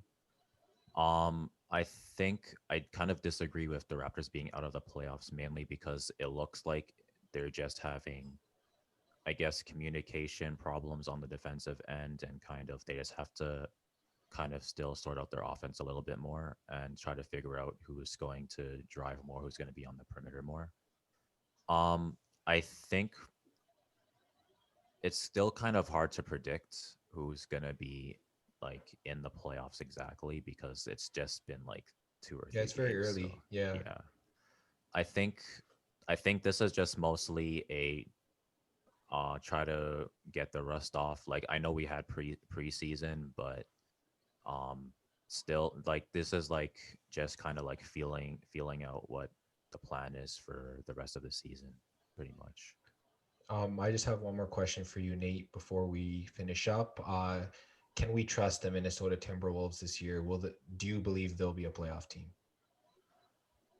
I'm not sure because I think that if they want to make a playoff push, they'll still need Carl Anthony Towns to be healthy. I believe Yeah. he's injured right now. Yeah. Um, I think if he's back, it's possible. But for right now, if Cat's injury ends up being like way too long, like 6 months or something, I don't really see them making the playoffs. All right, I think that we can agree with that. Thanks, guys, for your time. We're going to move on to the NHL segment of our podcast. We'll preview the East Division for fantasy this year. So let's move over to the NHL. Hey guys, welcome back to the hockey segment of the Fantasy Fanatics Podcast. I'm your host, Nathan, and we're here with our hockey expert, James Kumar. Hey, what's up, man? Hey, so today we're going to preview the rest of the East Division, starting with the Bruins. This East Division is going to be a tough division to sort of work out in terms of fantasy. And yeah, let's start with Boston. A few of their top players, David Pasternak, I'd say on a normal year, he'd be their best fantasy option, but he's going to be missing part of the season to start. So I think we just rank him a little bit lower. Brad Marchand should be back to start the season. So I think he would be their top forward option along with center Patrice Bergeron. And definitely when David Pasternak comes back, from that point on, he'll be one of the top goal scorers in the league. Looking at this team on defense, it seems as of right now, the only real option is Charlie McAvoy, as he should step into a major offensive role with Torrey Krug leaving to go to St. Louis. So I think if you're looking for a defenseman from Boston, Charlie McAvoy would be the person to look at. Sounds good. So, who do you think is a good sleeper pick for this team? There could be a few different options in terms of sleeper. I went with second line winger Jake DeBrusk. I feel like that with Pasternak being out to start the season and potentially Marchand not starting the season on time, I feel like DeBrusk could get an increase in minutes, also potentially top power play time. So I think that could contribute to an increase in his point totals. And as with most Boston players, they all produce hits. Most of them produce shots on goal, a generally good plus minus as well. So I think Jake DeBrusk can have some sneaky value there as a sleeper pick from this team. Cool. So, how about the goalies on this team? This goaltending tandem for Boston has been one of the best over the past couple of years. Both Tuukka Rask and Yaroslav Halak have put up impressive fantasy numbers year by year. I think in a shortened season like this, you'll see both goalies in action quite a bit, potentially splitting the 56 game slate to about maybe a 30 to 26, maybe a 32 to 24 type range. So it will be pretty close between the two. So I think both goalies are draftable. You definitely take Tuukka Rask in your top 10 in terms of goalies. And I believe that Jarl Halak might be a little bit outside of that, but I think you'll get value from both goalies in this situation. All right. So, this sounds like a pretty good all around team then. Yeah, I think they should be. I know they're going to struggle a little bit maybe out of the gate with injuries, and they lost a lot of players this summer. But I feel like it's a well coached Boston team, and definitely the players you take from them should contribute fantasy wise. Yeah. Well, it's still Boston. So, Yeah, you know how it is. all right. So, next we have the Buffalo Sabres. So, who are some top players for this team? Yeah, just looking at Buffalo, even though they are in a tough division, I think that this offense can produce. They really upgraded it this summer. Top end options for fantasy. Jack Eichel, he's a fantastic player. He should be drafted, if not in the first round, the very beginning of the second round. He's a high end offensive talent, point per game level player. No matter who's playing on his line, he's going to produce regardless. He should be the top option for this team. Free agent left winger Taylor Hall coming to Buffalo should also benefit from playing with Jack Eichel. I believe he's going to be a high end fantasy option for the Sabres this season. And also right winger Sam Reinhart. I guess just that top line exposure, anyone that you can get sort of from that top line. And potentially, if Reinhart is not on that line, a winger Victor Olofsson could also have a very good value. He started off red hot last season in his rookie year. He was leading all rookies in goals, and then he slipped back a little bit as Buffalo slipped a little bit in the standings. But I think that Olafson's going to have a good season. Going to top options from defense, both Rasmus Dahlin and to a lesser extent Rasmus Ristolainen will be top end options for Buffalo. I know some people avoided Ristolainen a lot because he had one of the league's worst plus minuses, but I believe that he should have a bounce back year this season. I believe that both defensemen will be fantasy relevant, and Rasmus Dahlin could even take it to the next level as I believe he's only 21 or 22, so he still has that potential to just continue to grow as a player. Sounds good. So, what about some sleeper players for this team? In terms of a sleeper, I actually went with Jeff Skinner. I know he had a bad year last year, but I believe his rank was somewhere in the 200s, and that's just way too low for a player of his caliber. I mean, he's scored 30 goals in this league multiple times. If he can find chemistry, whether it's on the second line with Eric Stahl, or maybe they bump him up to the first line with Eichel, he could definitely produce top 100 value. So I think just, I guess, take a flyer on him maybe in the last few rounds if he's still there. And I think that he'll definitely, with this improved Buffalo offense, I think he should definitely return some value as a sleeper this year. Sounds good. So, what are your thoughts on the goalie on this team? The goaltending situation is interesting here. Linus Allmark should become the starter this season and take over from Carter Hutton, but both goalies have not played well the last couple of years for Buffalo. So I guess if you're going to take a goalie, I would recommend Allmark. But I guess, yeah, just temper your expectations. If this division proves to be very tough for Buffalo, they're not going to get a lot of wins this year. So then that might hurt Allmark's value. But his statistics were pretty strong, even with a poor record last year. And I think that, and if Buffalo somehow finds a way to turn things around this season, I think he could have some sneaky value as a goalie. But out of the two goalies, definitely look at Allmark first. All right. So, this sounds like a team with some really good offense and some potential upside. Yeah, I think that we have to look at this team that way as, being an offensively led team. And, if the defense and the goaltending can sort of back them up, I think that, this could be a sneaky good team this year. Sounds good. So, let's go to the Garden State, and now we have the New Jersey Devils. Yeah, taking a look at New Jersey, the last few years have been tough for them. They haven't scored a lot of goals. They've been rough to fantasy owners. I guess in general, unless you see value in the draft, like one of their players just falling to you, I don't advise you to reach for any New Jersey Devils players because chances are they won't be able to return the value that you reach for them. And I mean, I'll still go through some of their options. They do have some scoring options that you can add to your lineup.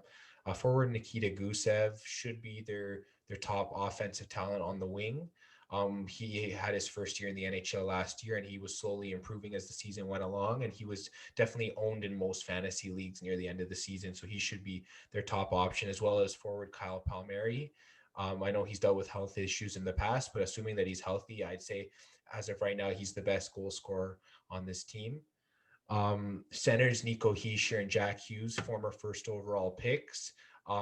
I mean, they're continuing to develop. I know people are calling them busts and so on, but I think that you can take late flyers on these guys if they're available. I know Hischier was an all-star last year, so he's probably going to be ranked just outside the top 100, and Jack Hughes maybe a little bit further down. But I think these guys can continue to grow and become top options for this team. And then looking at defense, looking at defense, this guy has to be the sleeper pick as well. I just thought of this, and PK Subban, he had the worst statistical career year last year since joining New Jersey, and I think it's only upward for him. So at the value he's going, I believe he's going in the late 100s, close to 200 in terms of average draft position, and that's just way too low. I don't believe he's going to finish as bad as he did this past year. I believe that it was just a career off year. So I believe that if you reach for PK Subban, you should get minimum the value that he's being drafted at. I believe that he'll even have a higher ceiling than that.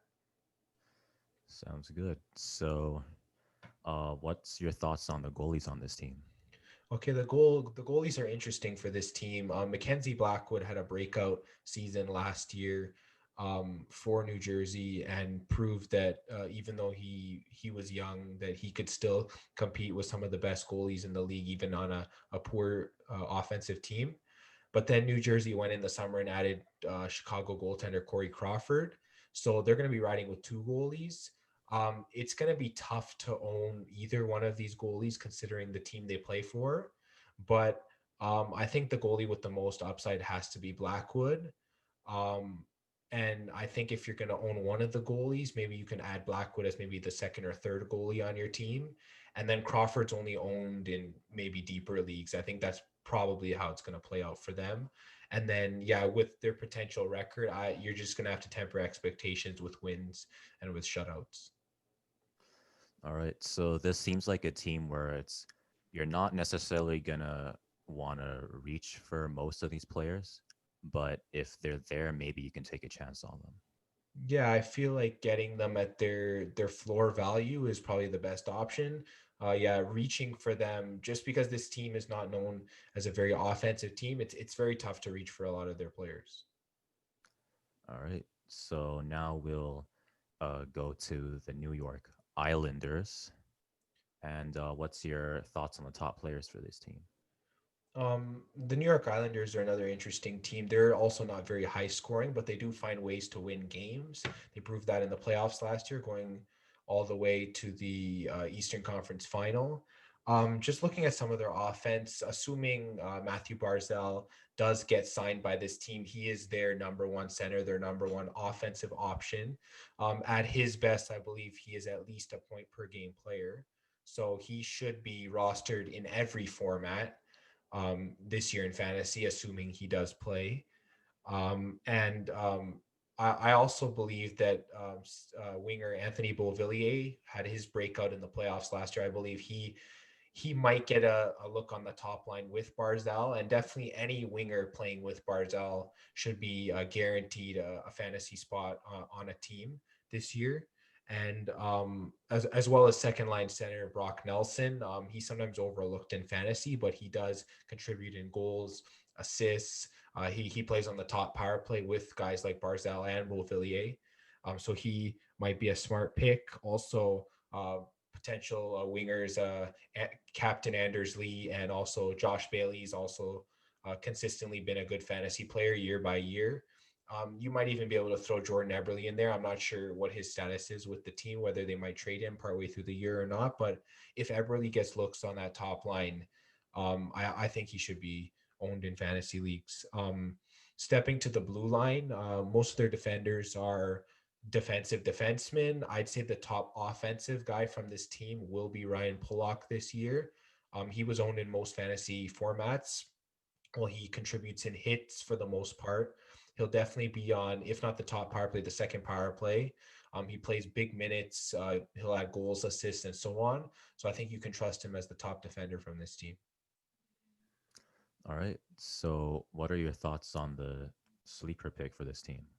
For sleeper pick, I actually went with an interesting name, JG Pajot. They acquired him from the Ottawa Senators at the deadline, and he provided this spark to this team that they didn't have. He has loads of playoff experience, and in fantasy, he'll just chip in with a lot of goals. He'll add hits. He'll take a lot of shots. He's just that type of player that can sort of chip in every fantasy category. He's a very good plus minus player as well. Yeah, he's just one of those guys like line fillers at the end. You might need an extra forward at the end of your draft. Who could I take a flyer on that might give me some potential in different categories? Or maybe you're actually looking for a hits guy or a shots guy. Or maybe you're plus minus. You have some Buffalo players. You have some players from other lower teams like maybe like Ottawa or Detroit, and you kind of want to up your plus minus a bit. I think Pajot could be that kind of guy. Sounds good. So, what are your thoughts on the goalies for this team? Looking at the goalies, this is interesting. Semyon Varlamov sort of revived his career last year with the New York Islanders. He was very injury prone and very inconsistent with Colorado, but I believe with the coaching, it improved his play. I think Varlamov should be the starter for this team. He should be, I believe, a top 15 goalie taken this year in fantasy. Backup Ilya Sorokin, it's going to be his first year in the NHL, coming over from the KHL. We don't know how he's going to play. I know a lot of people have him as this like deep sleeper, whatever. But I think in terms of him, just temper your expectations, let him grow into his spot with this team. And I think Varlamov is the main guy to trust here. I mean, if you really believe that Sorokin is going to be the guy, you can take a flyer on him maybe as your third goalie or something. But if you're taking him as your first or second goalie, that shouldn't be an option. Varlamov should be taken off the board before him. All right. So this sounds like a team with pretty good plus minus. Yeah, I think for the most part, they're very defensive. So when they are on a winning streak, they can shut down a lot of teams, even strength. Sounds good. Yeah. So now we will go to the New York Rangers. And what are your thoughts on the top players for this team?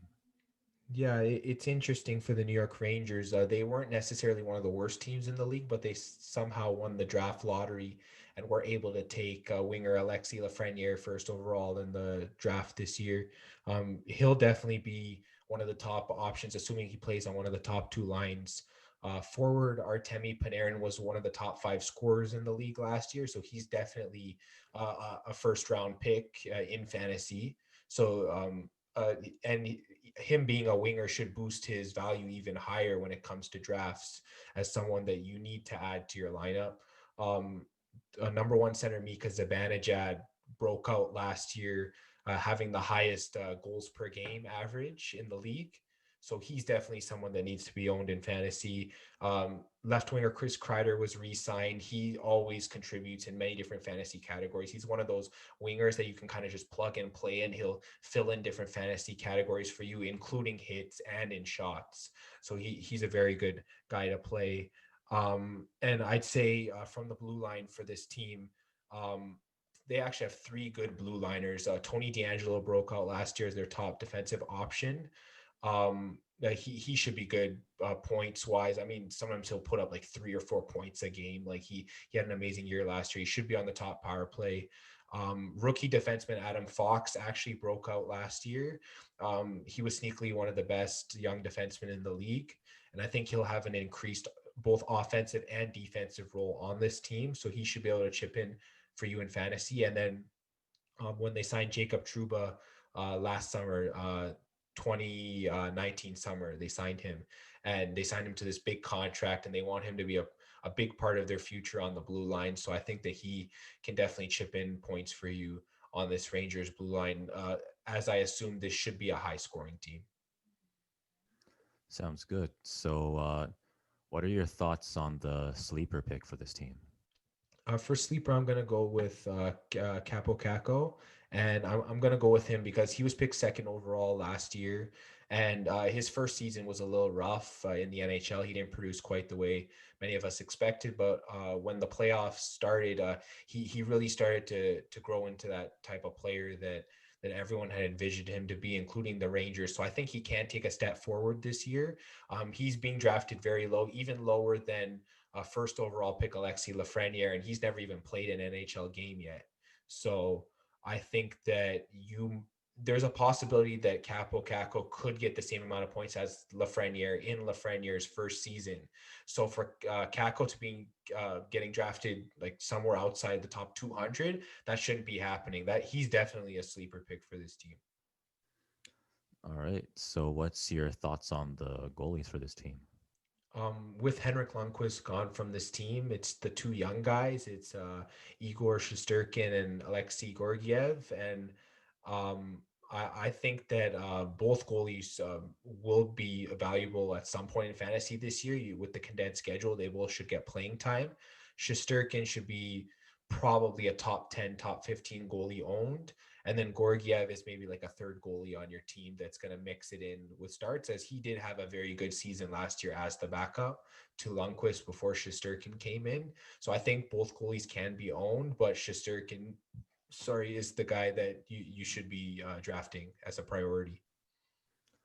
All right. So this seems like another team with pretty high upside. Yeah, I think that the Rangers, it's just a matter of time before they're a powerhouse in the East. I don't know if it's going to happen this year, but we'll have to find out.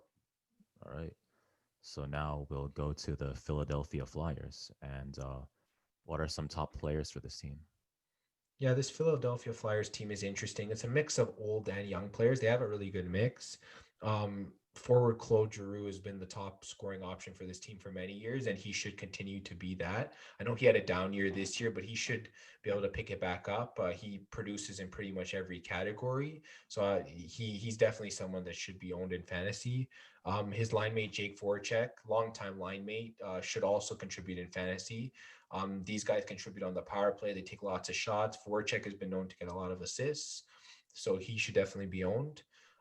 Center Sean Couturier is broken out as this year voted as the best two-way forward in the game.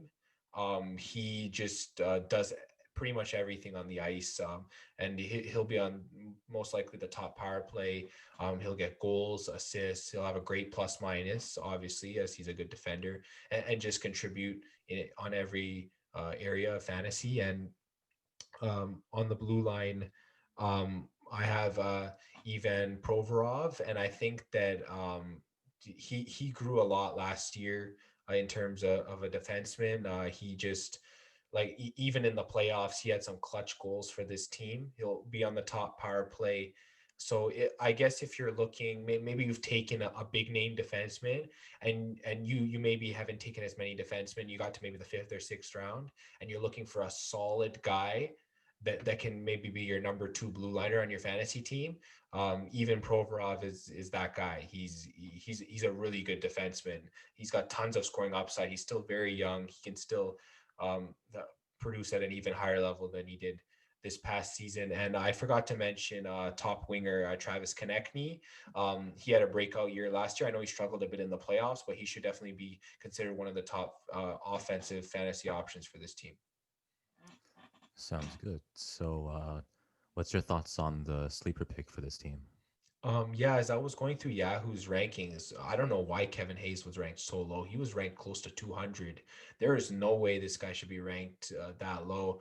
He produced at an amazing pace last year for fantasy owners. He contributed in every category. He's a very good plus minus player, lots of hits, shots. He was actually the playoff scoring leader for this team.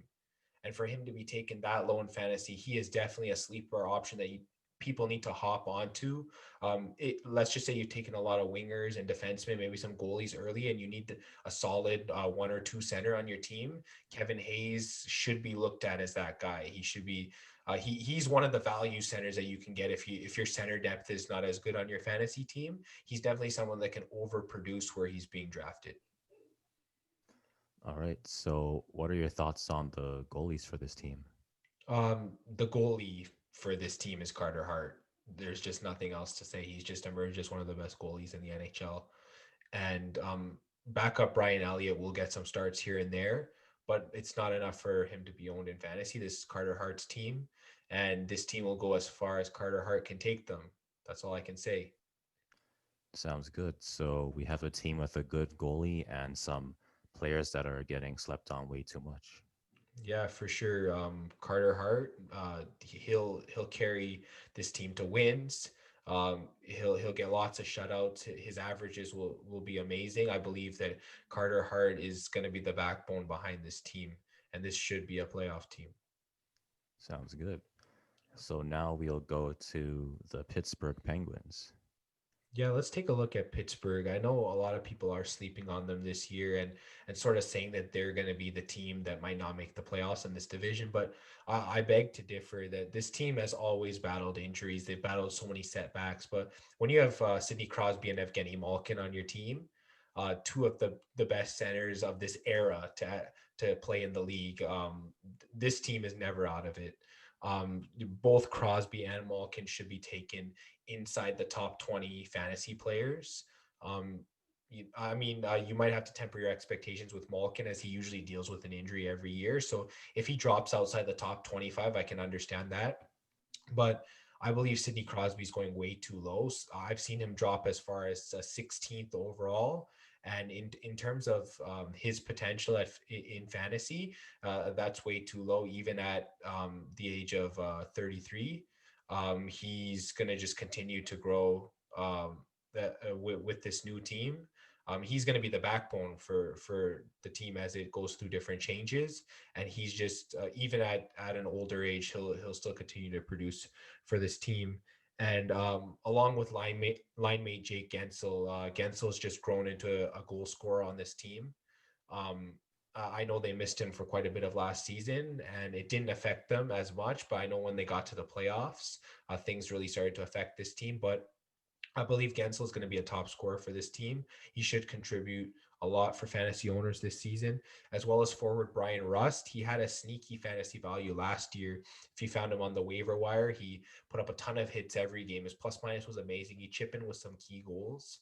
And they were even featuring him on the power play a lot of times. So you even got almost a full category coverage from him last year. So he should definitely be one of the top options at forward for this team. And on defense, I believe Chris Letang is still going to be that guy.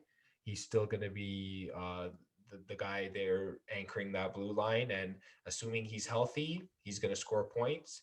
If he's not healthy, that's got to be a risk you're willing to take.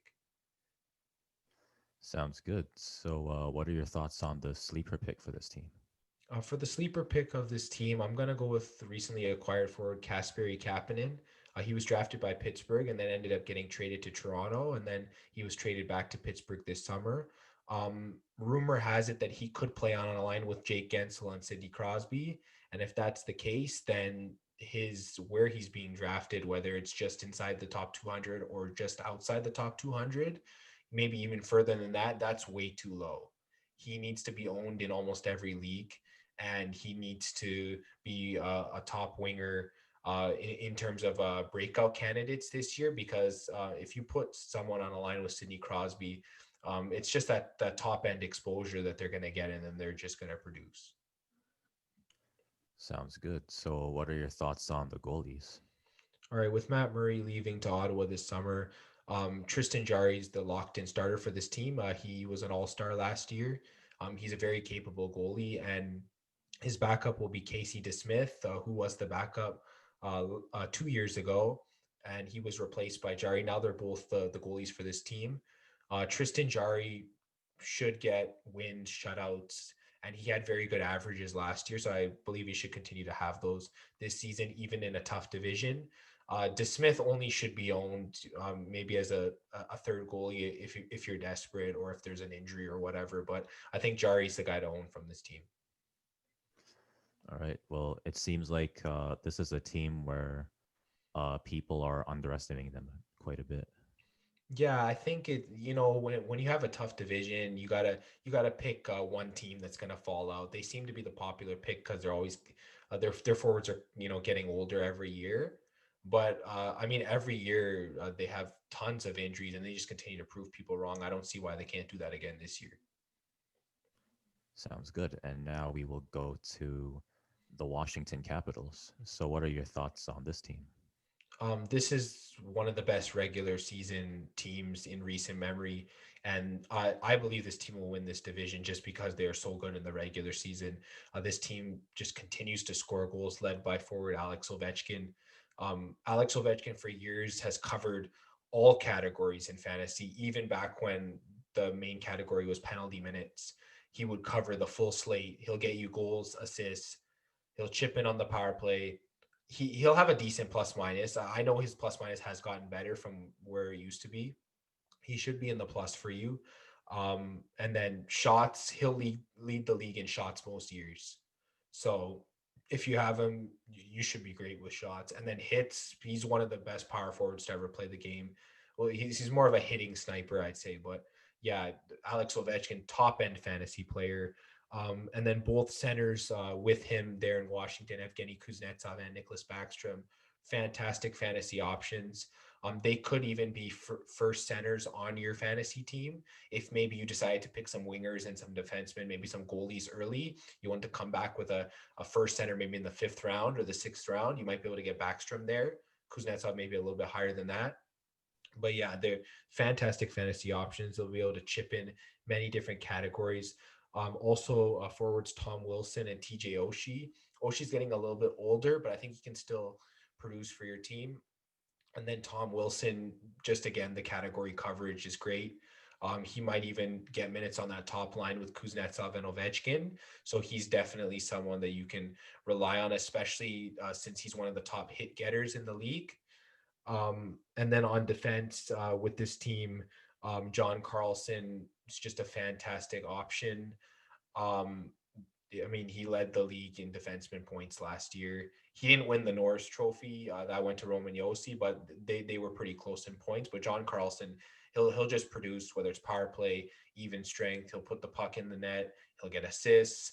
His plus minus is great. He'll get hits. He'll take shots. He's one. I'd say he's a top 5 fantasy defenseman this year. Sounds good. So what are your thoughts on the sleeper pick for this team? For the sleeper pick for Washington, I went with a forward and a defenseman, Jacob Verana at forward. I think that people said he had a breakout season last year. I could see an even bigger breakout for him this year, especially where he's being drafted in drafts close to the 200 mark. I think that if somehow he finds his way up to maybe the top line or so, or maybe even the top power play, he could definitely increase his production. And then on defense, recently acquired defenseman Justin Schultz from Pittsburgh. I think that he will resurrect his career in Washington, as he did have a down year last year in Pittsburgh. I believe that he can definitely be a decent defenseman for your fantasy team if you maybe are desperate for some defensemen late in the draft. Sounds good. So what are your thoughts on the goalies for this team? Well, with Henrik Lundqvist leaving with his heart condition, this is Ilya Samsonov's net. He's going to be the main goalie for this team. And until they sign a backup, he's just going to play, and a minor league goalie will back him up. But I expect Washington to be a great team. They should finish first in this division, according to my prediction. So he's going to get lots of wins. He had amazing averages last year. He should definitely be a top 10 goalie taken this year in fantasy drafts, 100%. So another very good all-around team this year. Yeah, for sure. I'd say Washington's definitely a great all-around team for fantasy. All right. So this concludes the preview for the NHL East Division, probably one of the deepest divisions in the league, I think. Yeah, you could definitely say that. I'd say out of the 4 divisions, this one should be the hardest fought division in terms of the top 4. All right. So tune in next week and we'll get the next division for you guys. Yeah, for sure. We'll keep previewing the next couple divisions until the NHL season starts. All right. All right, welcome to the Fantasy Fanatics Injury Report. I'm joined once again by Sheridan AT student Victoria Kumar. Welcome. Hi. Yeah, let's just jump right into the injuries for the week. We'll start in the NFL. What's Devontae Parker's injury update looking like? Yeah, so we're going to start with Devontae Parker, and I'm just going to go through all the injury updates. So he has a hamstring injury, as we mentioned last week. He missed out the last weekend on playing. And since he had a limited practice today, it doesn't look like he'll play this week against the Bills. He may still play, but we're going to have to watch him over the next few days. All right, what about Damian Harris? So Damian Harris had an ankle injury. He did not end up playing this week like we thought. And today he again practiced in a limited capacity. The Patriots have now been eliminated from playoff contention. This means we don't really need to rush his return. So I don't think he's going to be playing this weekend. Another update would be Keenan Allen that we talked about last week. He has a hamstring injury. He didn't play last week. Again, like I mentioned, it was a short week last week. So we didn't really expect him to play anyways. He's also not expected to play this week either, as his team is out of playoff contention. What about Matthew Stafford? Yeah, so just some of the new injuries. Matthew Stafford before was suffering with a rib injury, but now he's returned from that. He played last week, and now he sustained a right ankle sprain. He left partway through the game. He did not practice today, which means it's doubtful that he's going to play this weekend. What about the injuries from the Cardinals, both DeAndre Hopkins and Kyler Murray? So DeAndre Hopkins had a hip injury. He got it just before halftime on Saturday. He did not practice today. That doesn't really look good, as the Cardinals have to win this Sunday for that possibility to make it into the playoffs. However, we do have a few short days until Sunday, so hopefully we'll continue to watch him practice. And then if he starts to practice, maybe we'll see him this week. Kyler Murray, he has kind of a leg injury. Not a lot was released on this injury, and that kind of makes me suspect that it's a good thing that there's not a lot released. So it's probably very minor, and he might play this weekend because, like I mentioned with Hopkins, they're trying to make the playoffs and get that playoff contention position. The Rams are facing the Cardinals. What about the two Rams running backs? Yeah, so Cam Akers and Darrell Henderson both have high ankle sprains. Akers sustained his in week 15 and Darrell Henderson just this past week in week 16. Akers may play this week as the Rams are trying to maintain that second position in the NFC West. And this is a very important game this weekend against the Cardinals, because if they lose, the Cardinals will probably make the playoffs and potentially over them. The winner of this game, again, as like I said, may determine who goes into the playoffs. Henderson looks like he's going to be ruled out completely, so it's very important that Akers kind of get ready, because it looks like he's going to be the one that's going to need to be in for the team. All right, what about Tyler Boyd? So Tyler Boyd sustained a concussion. He's currently following that concussion protocol, and he played a limited practice today. Although he's not completely ruled out for this weekend, I actually don't really see him playing, for the first reason. Obviously, the Bengals don't really have a chance of making the playoffs. They're officially ruled out. As well as with a concussion protocol, you're required to play in a game-like situation in order for them to determine that you're ready. And what you have to do is you have to play in that game-like situation, and they have to look at your symptoms over the next day to see if you develop concussion symptoms. And they need enough time to do that, to determine that. So I'm thinking that they're most likely going to rest him if he's not already practicing in full capacity with no symptoms. We don't know what's happening. Another person with concussion as well is Michael Pittman. He had a limited practice today like Tyler Boyd, and he's following that concussion protocol. And his team, though, is battling and trying for that top position of the AFC South. So actually, we might see them try and put him in a full practice, maybe even as early as tomorrow, because they're trying to get him in, and they're obviously watching his symptoms to see how he's doing. All right. What about Alex Smith for the Washington football team? Yeah, so he has kind of a calf injury. He did not practice today, and that's actually not such a good thing, because he's a very vital part of Washington winning, and they need to win the NFC East. They need to win this week, or they may not become the top of that division and may not make the playoffs. So we're going to have to see if he's practicing over the next few days to determine really if he's going to play or not. Well, you'd be happy as a Giants fan if he didn't play. Yeah, I mean, obviously, the Giants were hoping that both Washington loses and that we beat the Cowboys. And then because we have the most divisional wins, will slip into first place. Yeah, and then we'll see what happens there. What about some wide receivers? We'll start with Sammy Watkins. What's he looking like? So I'm actually going to talk about players that are going to be ruled out for sure this week, and that's Sammy Watkins, starting with him. So he has been ruled out. He did not practice today. He's probably going to take the week off. That's kind of what they've been saying, because Chiefs have kind of clinched that first playoff seed. Some other players that are not going to be playing this week that have already been ruled out are Brandon Ayuk, James Robinson, Philip Lindsay, Jared Goff, and Terry McLaurin. Those are all players that have been already ruled out. With Jared Goff, what's the extent of his injury like, and how will it affect the Rams going forward? Yeah, so with Jared Goff, he kind of already had thumb surgery. They did it this week. He's not playing this week. He's going to rest that thumb. And then hopefully if the Rams make it into that playoff position, because they're playing the Cardinals this week, then they're going to try and bring him in for the playoffs and see how he does. We're obviously going to have to watch his recovery and see with that. I heard that no players tested positive in the last COVID run of tests, but is there anyone that's still on the COVID list? Yeah, so the only person that I have here is John Brown. He did not get COVID, but he came into close contact with someone in his life that has COVID-19. So he's now been quarantining for 5 days. And then once he gets that negative result, he should be good to go. But since the Bills have secured that top spot in their division, I don't really see them rushing his return, especially since he's been in that isolation and he has not practiced. So obviously we'll see with that. If he plays, it'll probably be limited. And all of the Browns players that are coming off the COVID list, you assume they're all going to play because of the Browns needing to get into the playoffs. Exactly. Okay. Let's move on to the NBA, actually. Can you provide an injury update on Kemba Walker? So for Kemba Walker, he kind of had a stem cell injection in October. I mentioned this a couple weeks ago. He had a left knee injury. I predicted that this was most likely a meniscal injury when I gave my report. The only update I have regarding him is that it looks like he won't be returning in January. As the Celtics head coach stated, there's no update other than the fact that he's moving through his recovery. And he also said it doesn't look like he's going to be back soon. So taking a look at this, we hoped he'd be back in early January, and now it might be late January to early February. We're looking at just simply by what the coach said.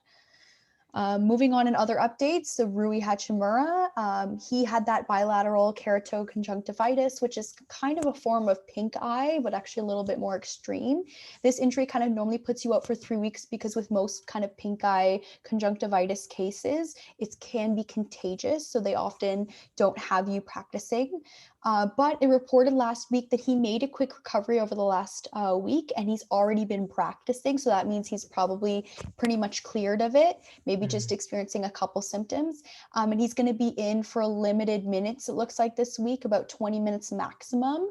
I wouldn't count on the most points with him, though, as he'll only play for a part of the game. All right, what about Kevin Love? So Kevin Love, he strained his right calf. Kevin Love has kind of been in and out, and they actually just recently did an MRI, and it's been confirmed that he actually re-aggravated it, and he's going to be out for the next 3 to 4 weeks before we see that possible return. So unfortunately, that's bad news, and I would place him on IR for now. All right, what about Alec Burks? So just some of the new injuries, including Alec Burks this week. He had an ankle sprain. He sustained it by stepping on someone's foot on Sunday. He's kind of day-to-day right now, and I don't know if he will play against the Raptors on Thursday. And even if he does, we're going to see limited minutes most likely. He should be back in full for Saturday's game against the Pacers, though. All right, what about Jimmy Butler? Jimmy Butler has a right ankle injury. Last Wednesday, he sustained it against the Magic. He's come back. The game after, he came back, I think it was Tuesday night, but then he re-aggravated it. So he's already been ruled out for Wednesday's game, and we'll have to watch if he plays against the Mavericks on Friday. And if he does, it'll be limited for sure, so wouldn't count on the best fantasy points. All right, what about Ja Morant? That looked like a pretty bad injury. So he had a left ankle inversion sprain, and I kind of watched the footage, and when he landed with his ankle completely like this. And actually what was interesting about that injury is because he went down with pointed toes, where his foot is in what we call a plantar flex position, it actually puts him at greater risk for that inversion ankle sprain of really hurting his ATFL and CFL ligaments, which are 2 ligaments on the outside of his ankle. So this looked like, to me, it was a grade 2 sprain, and then actually when they did the MRI confirmed it was a grade 2 sprain. So this looks like he's going to be out for 3 to 4 weeks. I'd put him on your IR. What about Obi Toppin? So Obi Toppin strained his right calf. At first, it was kind of labeled day-to-day, but now it seems it's more of a 2nd-degree strain level, and he looks like he will miss about a week to a week and a half before they reassess him and clear him of that. So he won't be playing until January, probably the 1st or 2nd week of January. So keep him on your bench, and then you can put him in. I'm not sure if he's labeled on the injured reserve, but if he is, then hopefully you can put him on that IR. What about Lauri Markkanen? So Lauri Markkanen, he had a left calf contusion. He sustained this against the Warriors on Sunday. He then played on Tuesday, but re-aggravated it. The staff will most likely give him Thursday's game off and then look to play him Friday against the Bucks. All right. What about Spencer Dinwiddie? So he had a right knee injury, a partially torn ACL. He sustained this on Sunday's game, and it first looked like it was it is a grade 2 tear, but it didn't look super severe. But then when they did that MRI, it looked like he's going to need that surgical repair. This will put him out for the rest of the season. So put him on your IR if you're playing keepers, and if not, I would drop him. All right. What about Karl Anthony Towns? Yeah, so Carl Anthony Towns has a left dislocated wrist. He actually had surgery on this same wrist about a year ago. He sustained this injury, kind of landed on that left hand. He won't need surgery, but because he's been placed on the injured reserve, we're looking at probably about a minimum 3-week recovery, possibly 4 to 5 weeks, depending. All right. And one more injury, Lamarcus Aldridge. Yeah, so Lamarcus Aldridge sustained a sore left knee on Sunday, and he's already been ruled out for Wednesday's game against the Lakers. He looks to be day to day, so he'll most likely be back this weekend. If they suspected something worse, there'd probably be more information or an MRI done. So this again leads me to believe that it's pretty minor. Could you also explain to us the whole COVID situation that happened in Houston? Yeah, so with Houston, as we heard this week, much of Houston's lineup was put into quarantine. This quarantine was due to a positive result that was sustained by one of the players on the team, and it kind of put out pretty much the whole team because everybody had been in close contact with them. And how COVID works in the NBA, it's a little bit different than the NFL rules that we've gone over. If you come into close contact, you have to be in quarantine for 7 days, which is quite a lot. And a lot of players missed this week, including John Wall and DeMarcus Cousins. They were put into quarantine, and the Rockets really only had about 8 or 9 players available for their lineup this week. Looks like we'll see most of the team back Saturday, though, as that 7 days of quarantine will be up and they'll hopefully get those negative test results. I don't anticipate them back, though, for Thursday's game against the Kings, simply because they haven't had any practice over the last 7 days as they've been quarantining. All right, let's move to the NHL. The Chicago Blackhawks had a lot of players recently come up with injuries. Could you go over some of these injuries? So we're going to start with Kirby Dosh. He's the one who played in the World Juniors, and last week he sustained a wrist injury. He had surgery on Monday to fix this. He had a right wrist fracture. And if you watch the footage, he actually collided in that neutral zone with the Russian player, and he kind of went in with like a bent wrist position. So he kind of went in like this with him. He looks like he's going to be out for the next 4 to 5 months to recover post-surgery. So it looks like he'll miss most, if not all, of fantasy season this year, unfortunately. And what about Alex Nylander? Alex Nylander had a left meniscus tear. He sustained this injury first in the 2020 playoffs, and then he rehabbed it off season. And then once he got back on the ice for training camp and just to begin on ice training, the symptoms returned. And then they realized that surgery was actually needed. So he underwent surgery last Monday to repair the tear, and it looks like he's going to be out for the next 4 to 6 months with that rehab. So again, I wouldn't count on him coming back this season, especially during the fantasy season. And then the last player from Chicago Blackhawks, unfortunately, they seem to be getting a lot of hits. Jonathan Taves is out with an undisclosed illness. There's no timetable for when he returns. It's kind of like Lundqvist. We don't know what's really happening. He just only stated that the symptoms he's feeling are kind of lethargic in nature. So he's very drained. He's very sluggish. It kind of makes him feel like that. I don't think it's COVID-19 related because it looks like they're putting him on that long-term injury reserve. And if it was COVID-19, it probably wouldn't be something that they ruled him out for a very long time.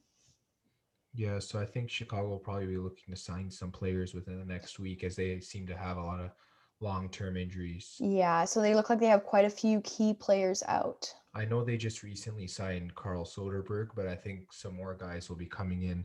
And one more injury for the NHL. What about Nico Hischier? Yeah, so Nico Hischier had some kind of leg injury. He sustained it doing off-season training in early December. So this was his own training that he did at home. The team doesn't think it's going to be long-term. He's kind of labeled as week to week. He would just not be part of the team's on-ice training in training camp. He's going to be doing off-ice work during this time, and then hopefully will get integrated into on-ice training probably once the season starts. So we're looking at kind of an end of January return for him. All right. Thanks again for the injury report, Victoria. Yeah, no problem. And once again, thank you for listening to the Fantasy Fanatics Podcast. You can check us out on YouTube and on Spotify and on Apple Podcasts, as well as follow us on Instagram at Podcast Fantasy Fanatics and on Facebook under Fantasy Fanatics Podcast.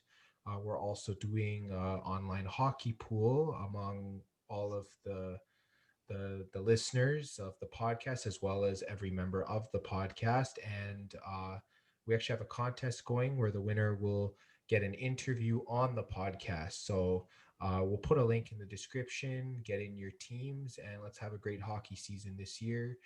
Thanks again.